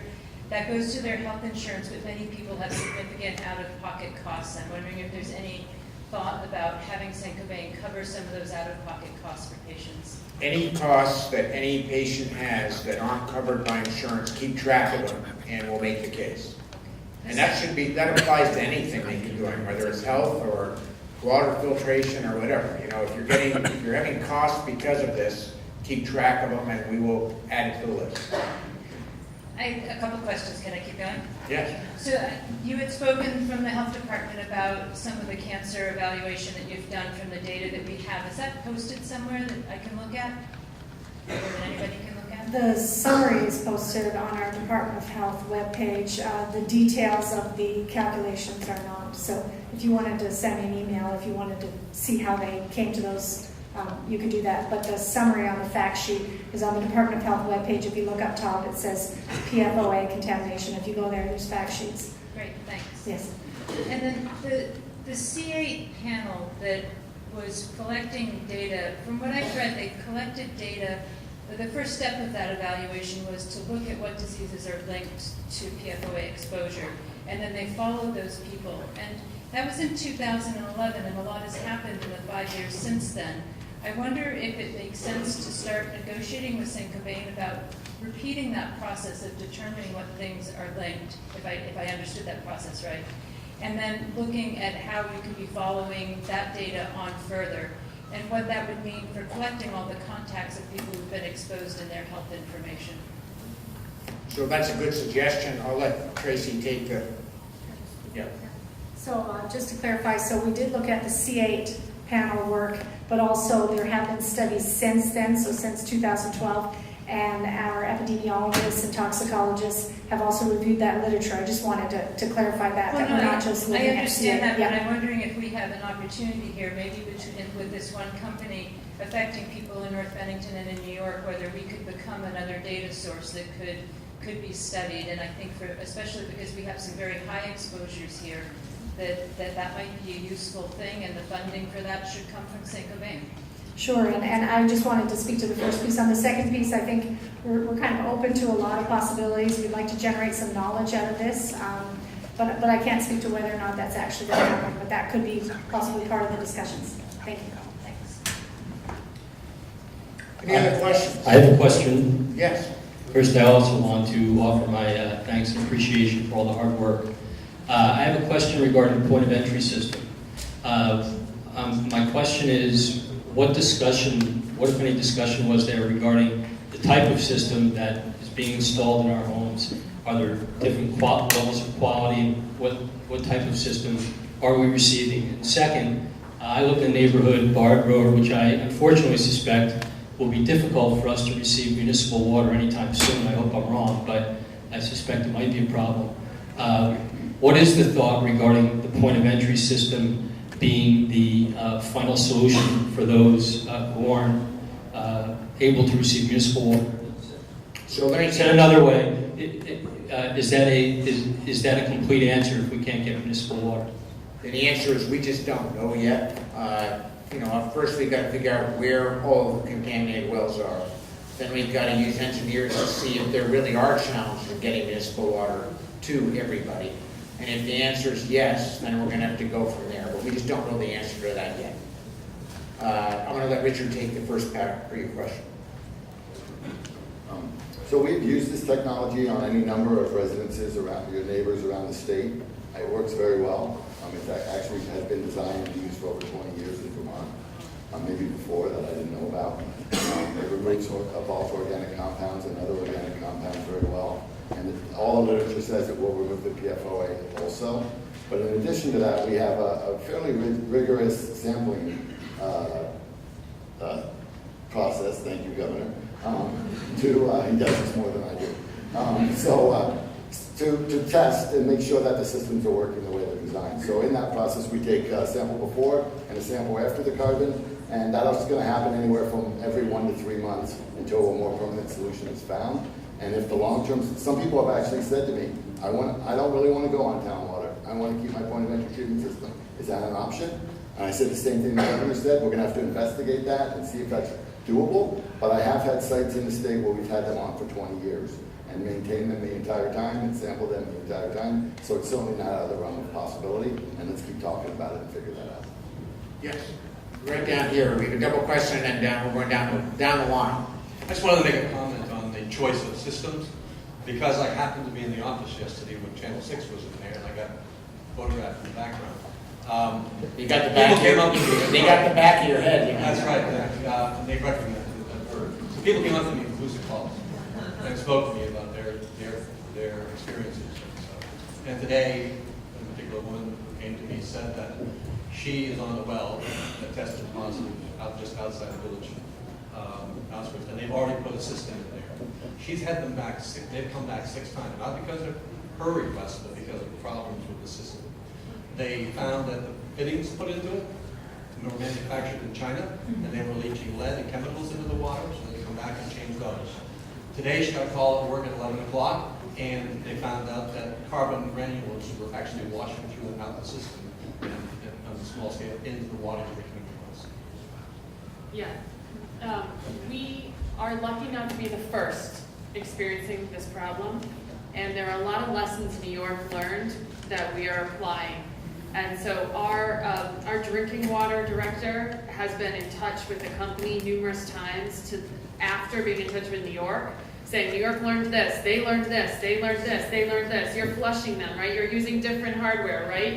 We're going to come and sample. You're going to sample, and then we're going to spot check your sampling. And we are very aware of what has been going on in New York, and we're going to make sure that is not happening here. Yes, there was a question, just first of all, right there, and then I'm going to come to you. So, because you can call Mike it with a reach. Send the mic down. Thanks. I just wanted to go back. I just want to go back to the question of that this man, I don't know your name, had about. I really want my bottled water sampled, okay? And because I've heard of people sending in bottled water to be sampled, and it's come back with bacteria. So I think, not to be flippant, but I think that's a really important thing that we need to do. Message received, we will test that Pennsylvania water. Next. So I have a question for those of us who are lucky enough to have our well test under 20, but still show PFOA. Can we get a point of entry filter? Do we need to get the well sampled again and the results 100 points higher or bounces around before we can get a point of entry? I think the answer is that the first thing we should do is do another test to follow up on the question of your neighbor 4 rows up to see if there is any change in elevation. There is really no reason for a filtration system if you don't need one. So let's test again. If there's a challenge, then we'll move forward. But I think let's start by identifying there's a problem. Yes? So the other chemicals that were tested, some showed up in our well in addition to the PFOA, the PFHPA, and our letter said we don't know much about it, but it's in your well. So I'm going to assume it's not good, but I don't know that it's bad. What do you know about it? We know that it is related to PFOA. We suspect that it's structurally pretty similar. There aren't a lot of toxicological studies. There are no epidemiological studies. Tox studies are done on animals. Epi studies look at people. So we would suspect, but we don't know, that it may have similar associations with similar health conditions, but we don't know that. The filtration systems that you will get take that out as well. It's in the same class of compounds, and it will take that out. Yes. I asked this earlier, but I don't think I'm not sure if I missed the answer. Was there a well that was tested at the beginning of this and then tested several weeks later that showed a significantly higher level of PFOAs? No. That was reported in several different Right. newspapers. And I want to be clear, that was Okay. an inaccurate report. Okay, I was skeptical. Okay, all right, thank you. But we will, but the issue you raised, and has now been raised by your neighbor 4 down, is we should retest, and we will. Yes. Your question and answer sheet refers to a PFOA removing filter on the kitchen sink faucet. Is that something that could be gotten as a short-term measure to bottom water? Kitchen sink faucet. Sorry, we were talking about the previous. So the question is that our sheet refers to a kitchen sink filter. It's on the ag sheet. On the ag sheet. Question and answer sheet on the back under contaminated water. Where's our ag? What happened to ag? She's outside. She went out to milk a cow. She's up in the balcony. What was the question? the question is, on your ag sheet, there's a reference to a filter you can put on the end of your sink in your kitchen. Oh, that is this filter that DEC is talking about. Okay, Same filter. so that's just That bad. was confusing, I'm sorry, confusing. That was just confusing language. That's the filters that we're all talking about. There's not a separate filter for your kitchen sink. Okay, well, the second part would be, does anybody know if filters on, water filters on refrigerators that have a dispensing system, does that do anything? No. Does nothing. Yes. I'm sure this is probably been answered, but the bottled water, we're one of the higher wells in the testing, and it's going to take a lot for me to be confident, even with a filtration system, to, I don't know what point I'll be confident enough to drink the water, but is there a point where you're going to say need no more bottled water, even if our systems are running clean, or? We will get you bottled water as long as you want bottled water. Thank you. Full stop. Yes. All the way in the back. With all of this talk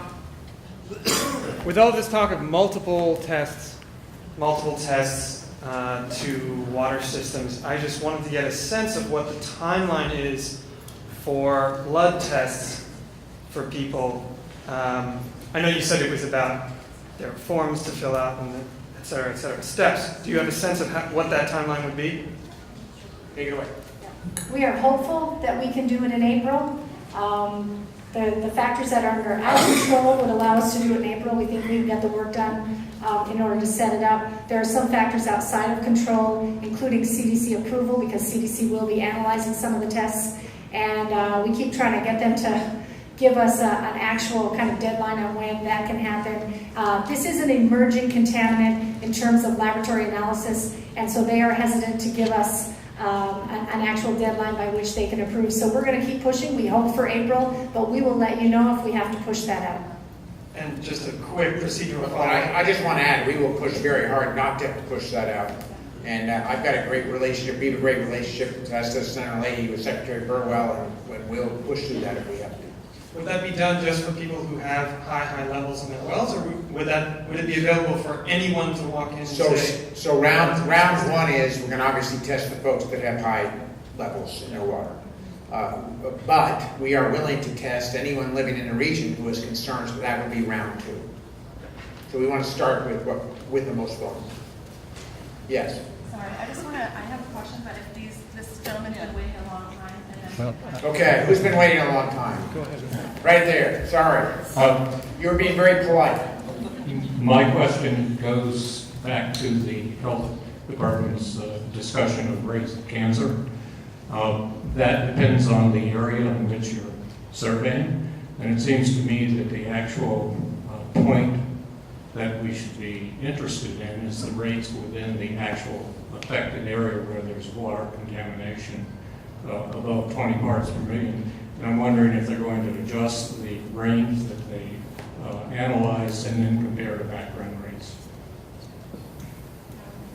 So the area that we looked at was larger than that 1.5-mile radius area. I suspect, but I could be wrong, that the numbers would be so low there that we would not be able to conclude anything. We have to have enough numbers in order to be able to make a statistical statement about rates, which is why we had to take the slightly larger area.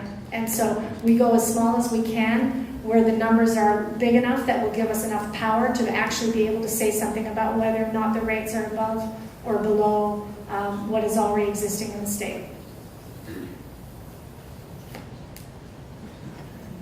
Did that answer your question, or did that not? Not really, since I know that there's a case of testicular cancer 1 block away from me. Yeah. So again, I don't have the numbers right in front of me. I would have to ask our statisticians to run it, but I think what I'm trying to say is we don't want to run numbers. Well, we're happy to run numbers, but we can't make a conclusion if the number of cases isn't big enough to warrant a conclusion, because what we would be saying then could be false. When there's very small numbers, one case either way can skew the results and can make it look like there's much higher risk or much lower risk. It's a challenge we have across Vermont with many analyses around health. Sometimes our numbers aren't big enough. Maybe our groups aren't big enough, or the actual numbers of cases, because we have a small population. And so we try to go as small and as subgroup as we can, but we can't always get right down to a neighborhood because there simply aren't enough numbers or cases of specific health outcomes. So we would if we could, and we will certainly look. I mean, I will ask our statisticians to look. My guess is that, first of all, testicular cancer is so rare, it would be very unlikely. Kidney cancer, probably not enough cases, but we can rerun the numbers once that radius is set and see if we have numbers that are big enough to conclude anything. Yes. Thank you, Governor, and your staff for coming down. It's a wonderful little mistake where the governor cares enough to come down, take the time. I know you got a long way back. Ray Mullino and I, Robert Hinkey, both had offices in BCIC. Myself for 10 years, he for 25 plus years. I'm aware of at least 2 stack fires that occurred at St. Gobain, and then of course there is the daycare center that's right across the road. So if I look at the chart, clearly if we were to use GIS, some of the stuff is upstream. So I heard some hints that suggest that maybe this isn't entirely waterborne.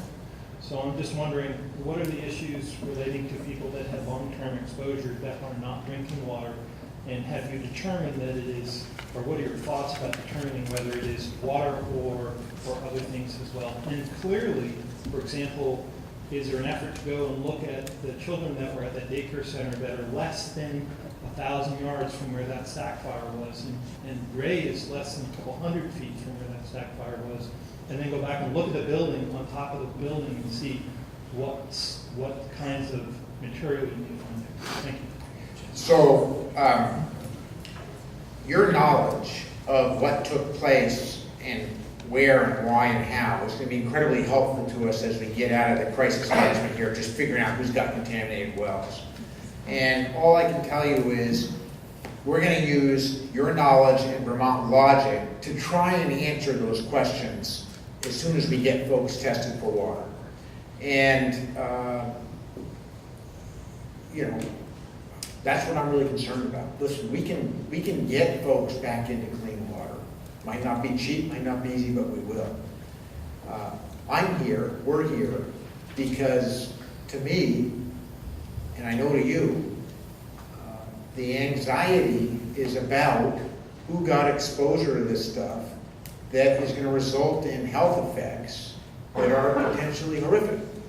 So I promise you that as soon as we get through the water testing stage and get through phase 1 here, we will continue to listen and work with you to go after the bigger questions.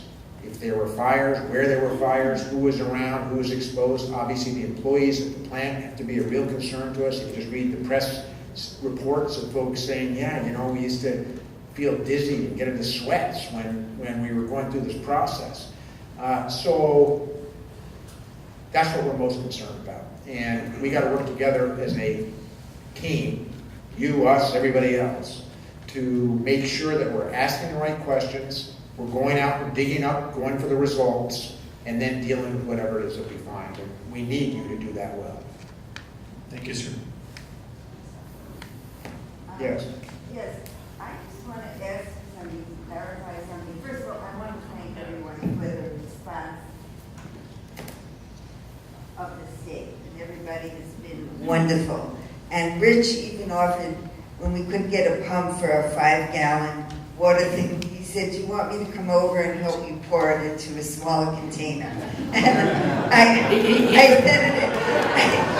That's good.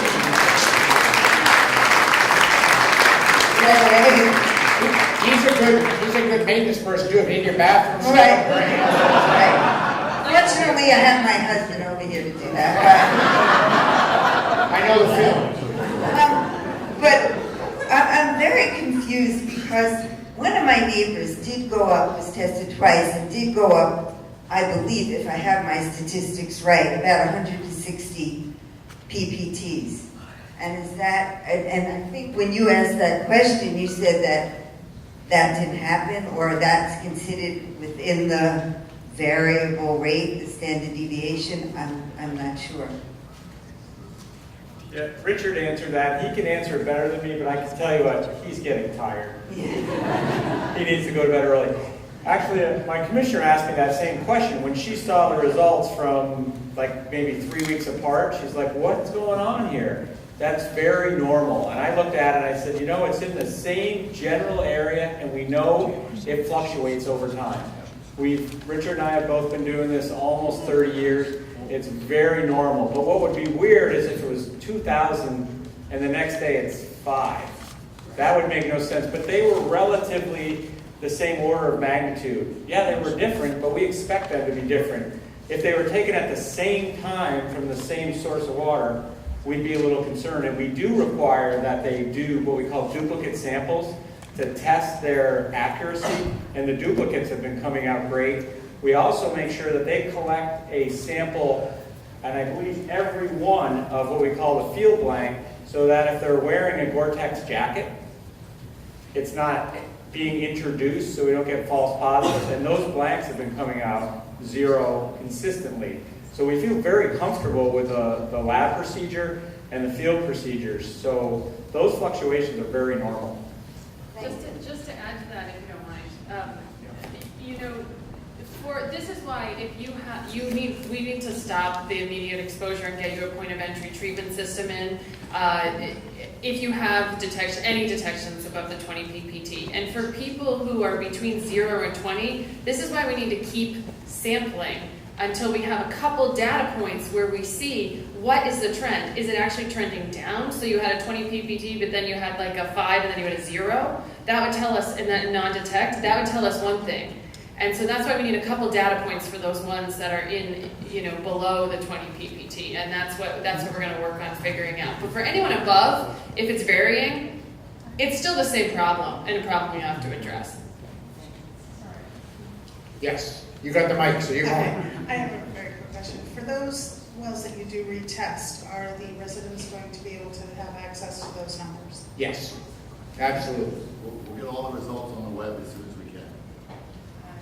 Yes, We right have here. your names and contact information on You got the mic, so you're in. And pass the mic up to the middle, but go ahead. So we have a kind of a unique situation, and Richard and Chuck are amazing. Richard, we've been in contact, I feel like almost every day. That's like how neurotic I am about this. So I live on 67A, and all the houses on that strip Right. tested positive. Orange and 2 red. We are the only well that has tested negative, okay? Which, yes, I'm thankful for it, but I'm concerned, and I'm not resting easy as I just have a 1-year-old and a 3-year-old. I understand that I'm going to have to wait for the second round of testing. Is that going to be 4 weeks? 4 weeks that I have to wonder about, bathing my children in this, So listen, I'm concerned too, just now what you just told us. We'll retest that next week. Okay, thank you. I greatly appreciate that so much. Right. That would be... Because you're in the zone. So, we none of us will sleep until we're sure that we're right. It sounds weird that you're all alone there, so let's get it and test it again. And we'll make sure that you'll get bottled water until we come and test it again. Okay, so would that be, and I can contact the water people to get it delivered, or do I still have to go to? No, we can get it delivered. Just let us Yeah, know. We'll that get, number right there. dial that number right there, it'll be delivered. Okay, thank you so much. Yep. I appreciate it. Yes. You don't need a mic. I'll repeat it. You're so close. Come right here. I actually have a question. You talked about on the health side of it. You talked about asking questionnaires and developing questionnaires for those of our neighbors that are sick. What about those of our family and our neighbors that are long gone, have passed away either from cancers or other health-related issues? How are you going to get the information to substantiate the health risk of? Good question. Tracy will take that. And I just did want to clarify, and I know you probably said it for speed and efficiency, but just to clarify, because you have high levels in your water and because there may be high levels in your blood, does not mean you are sick. I do want to clarify that. There is an association. That means that some people may develop conditions, many probably won't. It's one more piece of information in your medical history. It's one more thing that your physician can consider if you're having symptoms. But I did want to clarify that PFOA in your blood does not equal one of those illnesses. These are studies over broad populations that show some elevated risk. I can't say how much elevated risk, all the studies are different, but not for every person, and in most cases, not developing those illnesses or conditions. I did want to clarify that. So then, okay, so I got so caught up on that your second part of the question was, oh, what about others when we do questionnaires? What about those that are already gone? Those that are already gone, yes. Yeah, for example, people who have passed away from cancer or other conditions that might be related. Our first priority in this case right now is to develop the questionnaires to get to blood testing. So my answer right now is I don't know. All of this is really important information for us to learn more about the effects of PFOA on human health. I don't know yet how far we're going to be able to go in terms of research. That kind of depends on capacity, funding, and other issues, and availability, and research protocols, etc. So we don't know yet, but all of that is kind of in the back of our minds after we get this first big push done for blood testing. Yeah, you got the mic, so let her rip. My question is related to what the lady over was just speaking of. If we're going to get retested, which you said would be retested if our numbers were low. I know you're busy and you're scrambling. Should we contact you, or if you have our numbers, are you going to contact us? I think it would be great if you could contact us, and if you don't hear from us in the next 48 hours. What number? This number. This number right here. So, All right. Yep. Everything. that's the everything number, 802-828-1038. You can also come to the information center. And also, yeah, send out the information, call the number, whatever works for you. Mike, I have a secondary question about the testing protocol. What are the conditions under which the test, do you know which the conditions under which the test would show the highest levels? For instance, if it's been raining, the water level, dry, for water testing. We really can't answer that because we're not 100% certain. Is it in the bedrock or is it in the superficial aquifer, so not down in the rock? If it's down in the rock, it's really not going to have much influence. And remember too, this plant closed 14 years ago.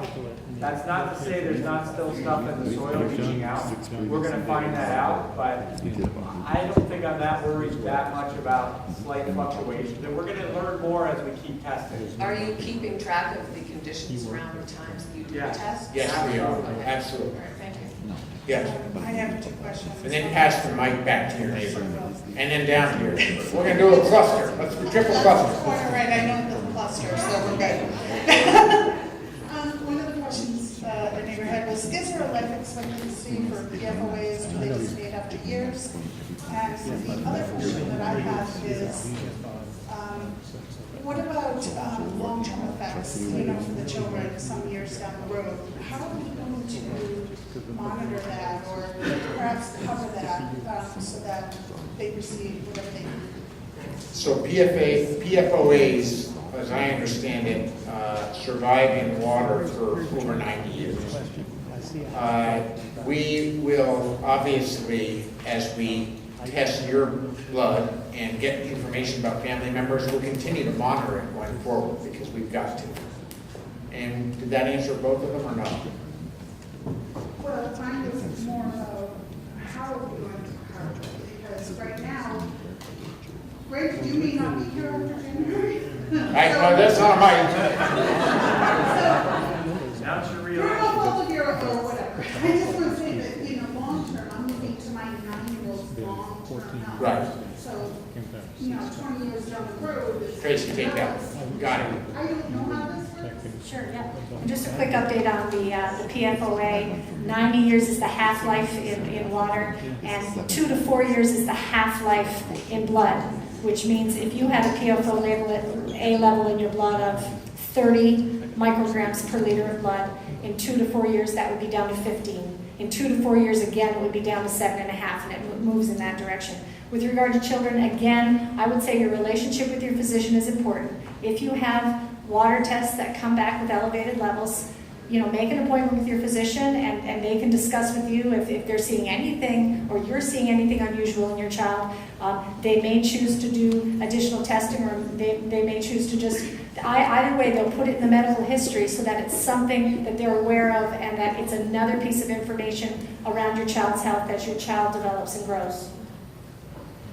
So, I hope that answers the question. The point is, obviously, if you're in a home that has high PFOA and it's picked up in your blood, it's going to be part of your medical record, and we'll continue as we talk about settlements with the company to make sure that if there are additional health issues going forward, that we're there to deal with it. Yes? I'm not sure this has been addressed. What about family members who have moved away? They were exposed over the years, right, and then haven't been around maybe for the last 10, 12 years or whatever, but they were exposed for, should they have their blood tested? So you're going to be filling out a questionnaire not about just about you, but about family members, folks that might have lived there for 20 years and moved on, and we're going to want all that information because the answer is yes, they too should be tested. You were talking about wanting information about people, what people know about what happened at the plant. Right. What would the process be like? Is that something that you want people to call up or Yes. go to the So intervention center? Is that something you're going to solicit? Call us, please, and 802-828-1038. But it's really helpful if folks who knew what happened when get that information to us if you're suspicious of something, and we will hunt it down. Yes, we'll go all the way back because we've got a double up there, close together. And then we're coming over here to the right. Maybe this is not a question you can answer. Will any representative from St. Cobain be present at any community meeting in the foreseeable future? We haven't asked them to be, but it's important to know that the main environmental compliance person for St. Cobain lives in Rupert and cares deeply because, for lots of reasons, but he's a Vermonter. And he's been extraordinarily helpful so far. So if you feel it would be helpful, to have them here, I'm sure I will make that request personally, and I'm happy to try and make that happen. It might be helpful, frankly, if we have more information, because they're going to say a lot of "I'm concerned, but I don't know yet," until we sort of figure out the landscape. But certainly, I'm happy to ask them. I'd be surprised if they said no. Yes. I'm sorry, there was another one up there, and then we'll come down. Yeah. I don't think it's any question that we really appreciate everything everybody's done. It's been done with compassion, expediency. Some of you, I hope, don't want to retire right after this. But we do know state workers change positions and whatever you're going on to next. So what is the procedure that we don't get dropped off? And how does this pass on? And what is that going to look on that we keep the foot and metal going to keep this in front, rather than a bunch of people coming on and going, well, that was the previous administration, or that was their problem, and we've got bigger problems over here in Barrie or wherever, because we are in southwestern Vermont and we know those issues. I know, and I do too. Senator Sears calls this the Forgotten Kingdom, and that's one reason I keep showing up, because it's true. Having said that, personally, if I were a governor, I'd keep this team, regardless of what party I'm from, because you can't get any better than these folks. You just can't. Having said that, it's up to the next governor. I can tell you that what I will do, which is, whenever the November election is going to happen, as soon as that happens, I'm going to sit down with the governor-elect and go over all the issues that I'm concerned about. This will be at the top of my list, and I'm going to explain exactly where we are, the promises that I've made and we've made as a team, and why it's so important that they be carried forward.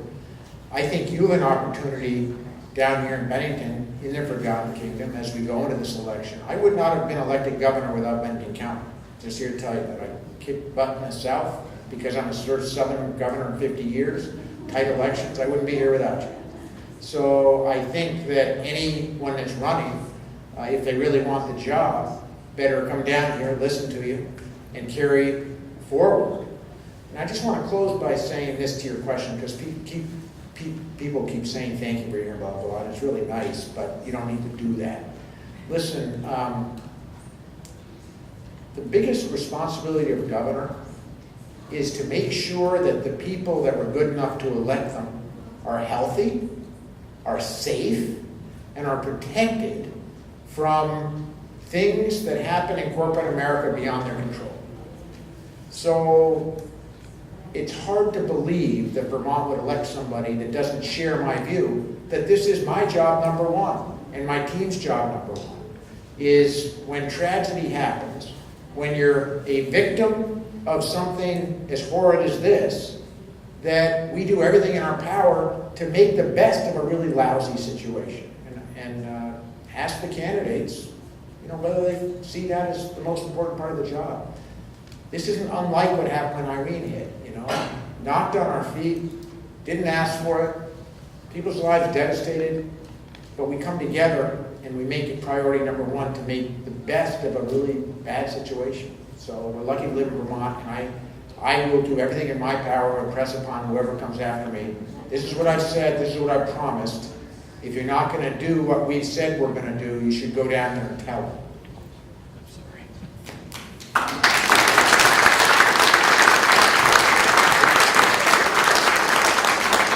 Can the PFOA do anything about these ticks, please?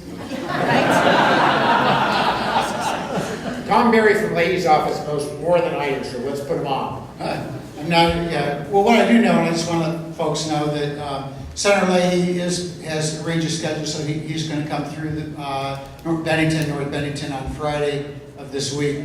No special event. The people you really need to talk to and work with are the ones in front of the room. But he does want to get a look at the situation, make sure that the federal agencies are doing everything that they can.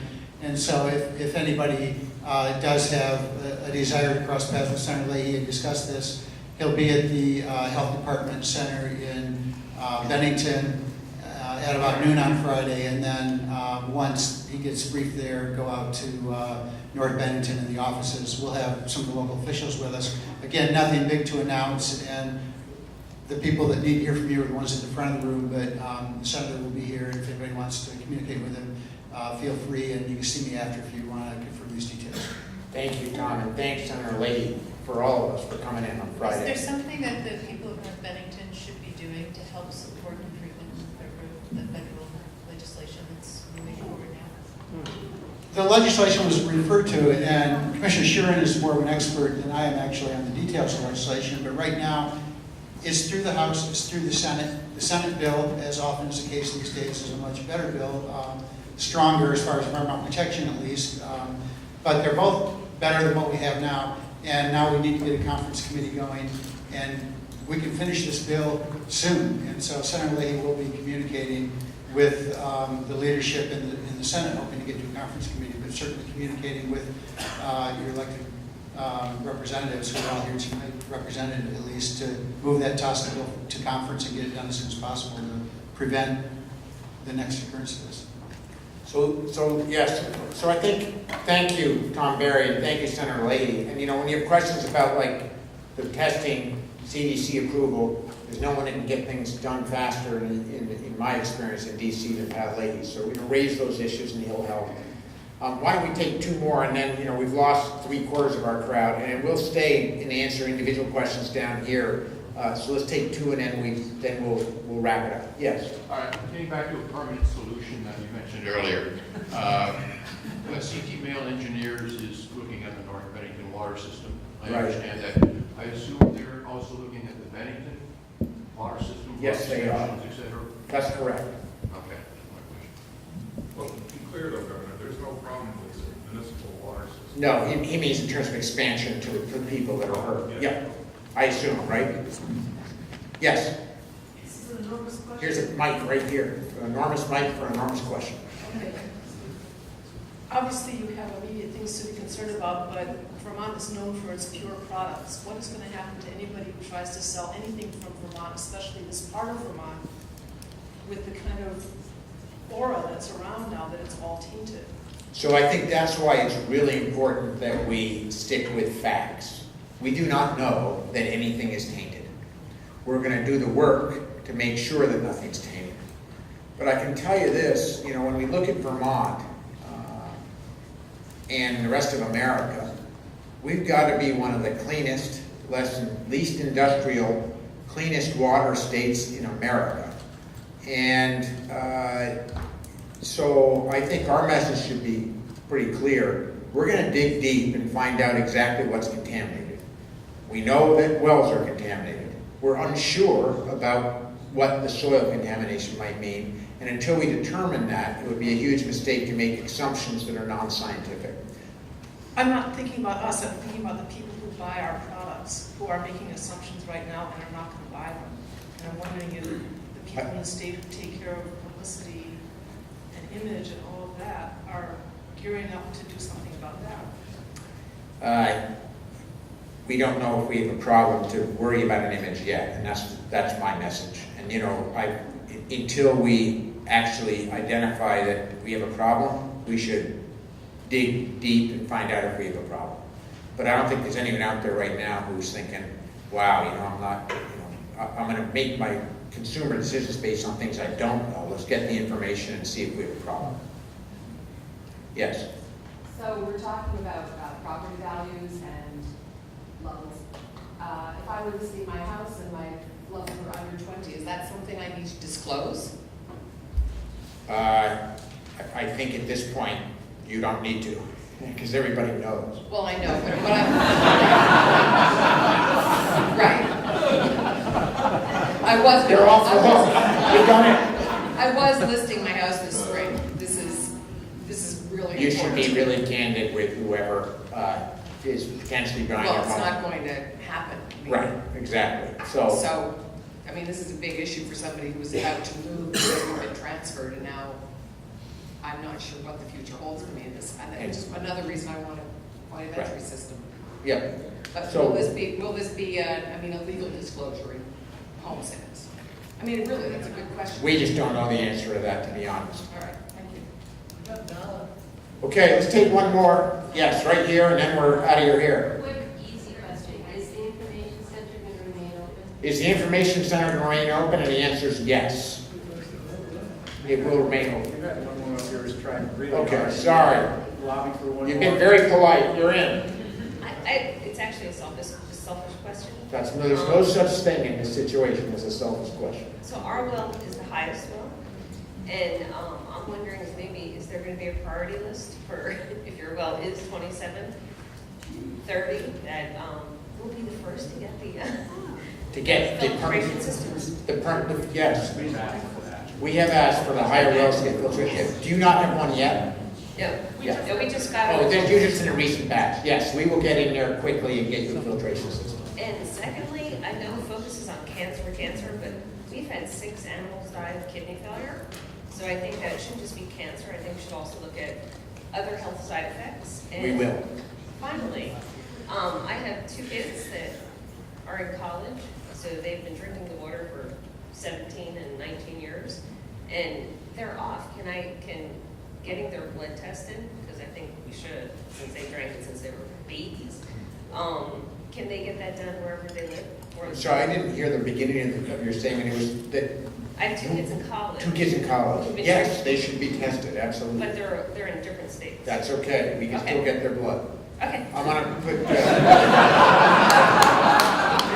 Tracy on though to answer your question on the kidney. Okay. We'll just have to figure out what it means when you've had somebody in your home for a long time and they're in another state. There might be some logistics around that, so you'll just have to give us a little time. When we get to the blood draw stage, we'll try to figure out what the logistics are around some of those things. Around the cancer and other conditions, and this is a little bit of a tricky way to frame it, but I do want to let you know, the epidemiological studies, when they found probable links, they looked at a variety of conditions that they believe could be associated with this chemical that affect mostly the endocrine system. So they looked at, for example, many cancers, and they found that there was not a probable link among many cancers, not a probable link for breast cancer, not a probable link for lung cancer, et cetera, et cetera. So it's not like they only looked at a few conditions, so that's what we know. They looked at many conditions, not all, but many, based on what we know about this chemical and what we think it could affect.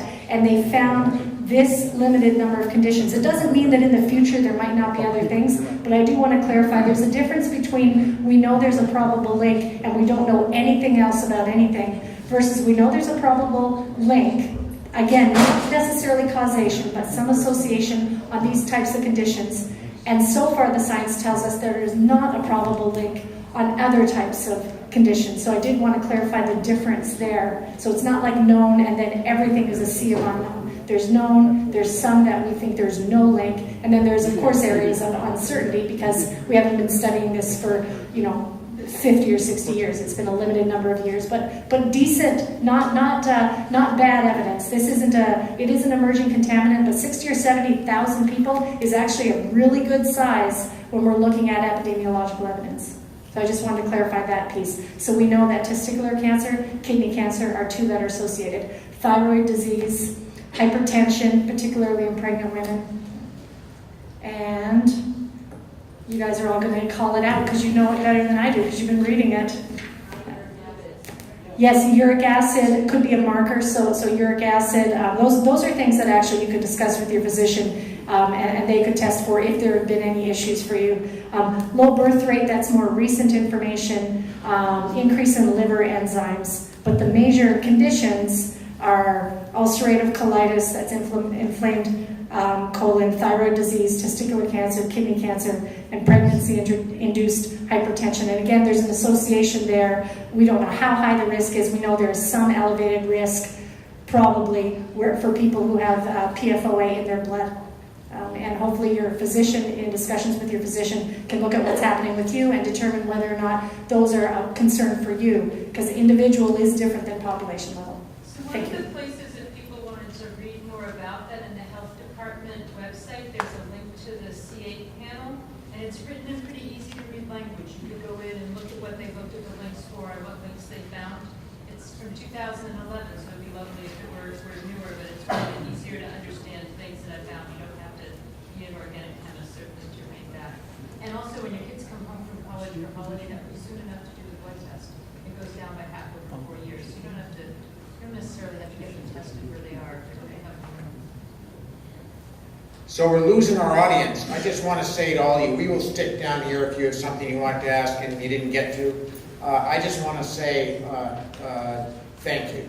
Thank you for your patience, your compassion for your neighbors. As a father of daughters, I know what you're doing at night, waking up, wondering, feeling a lot of anxiety. This isn't easy, but I just want to say the way that you're dealing with this challenge, partnering with us, is why I'm so proud to be a Vermonter. So thank you from the bottom of my heart and our hearts, and we'll continue to work with you until we make the best of a very bad situation. Thank you so much.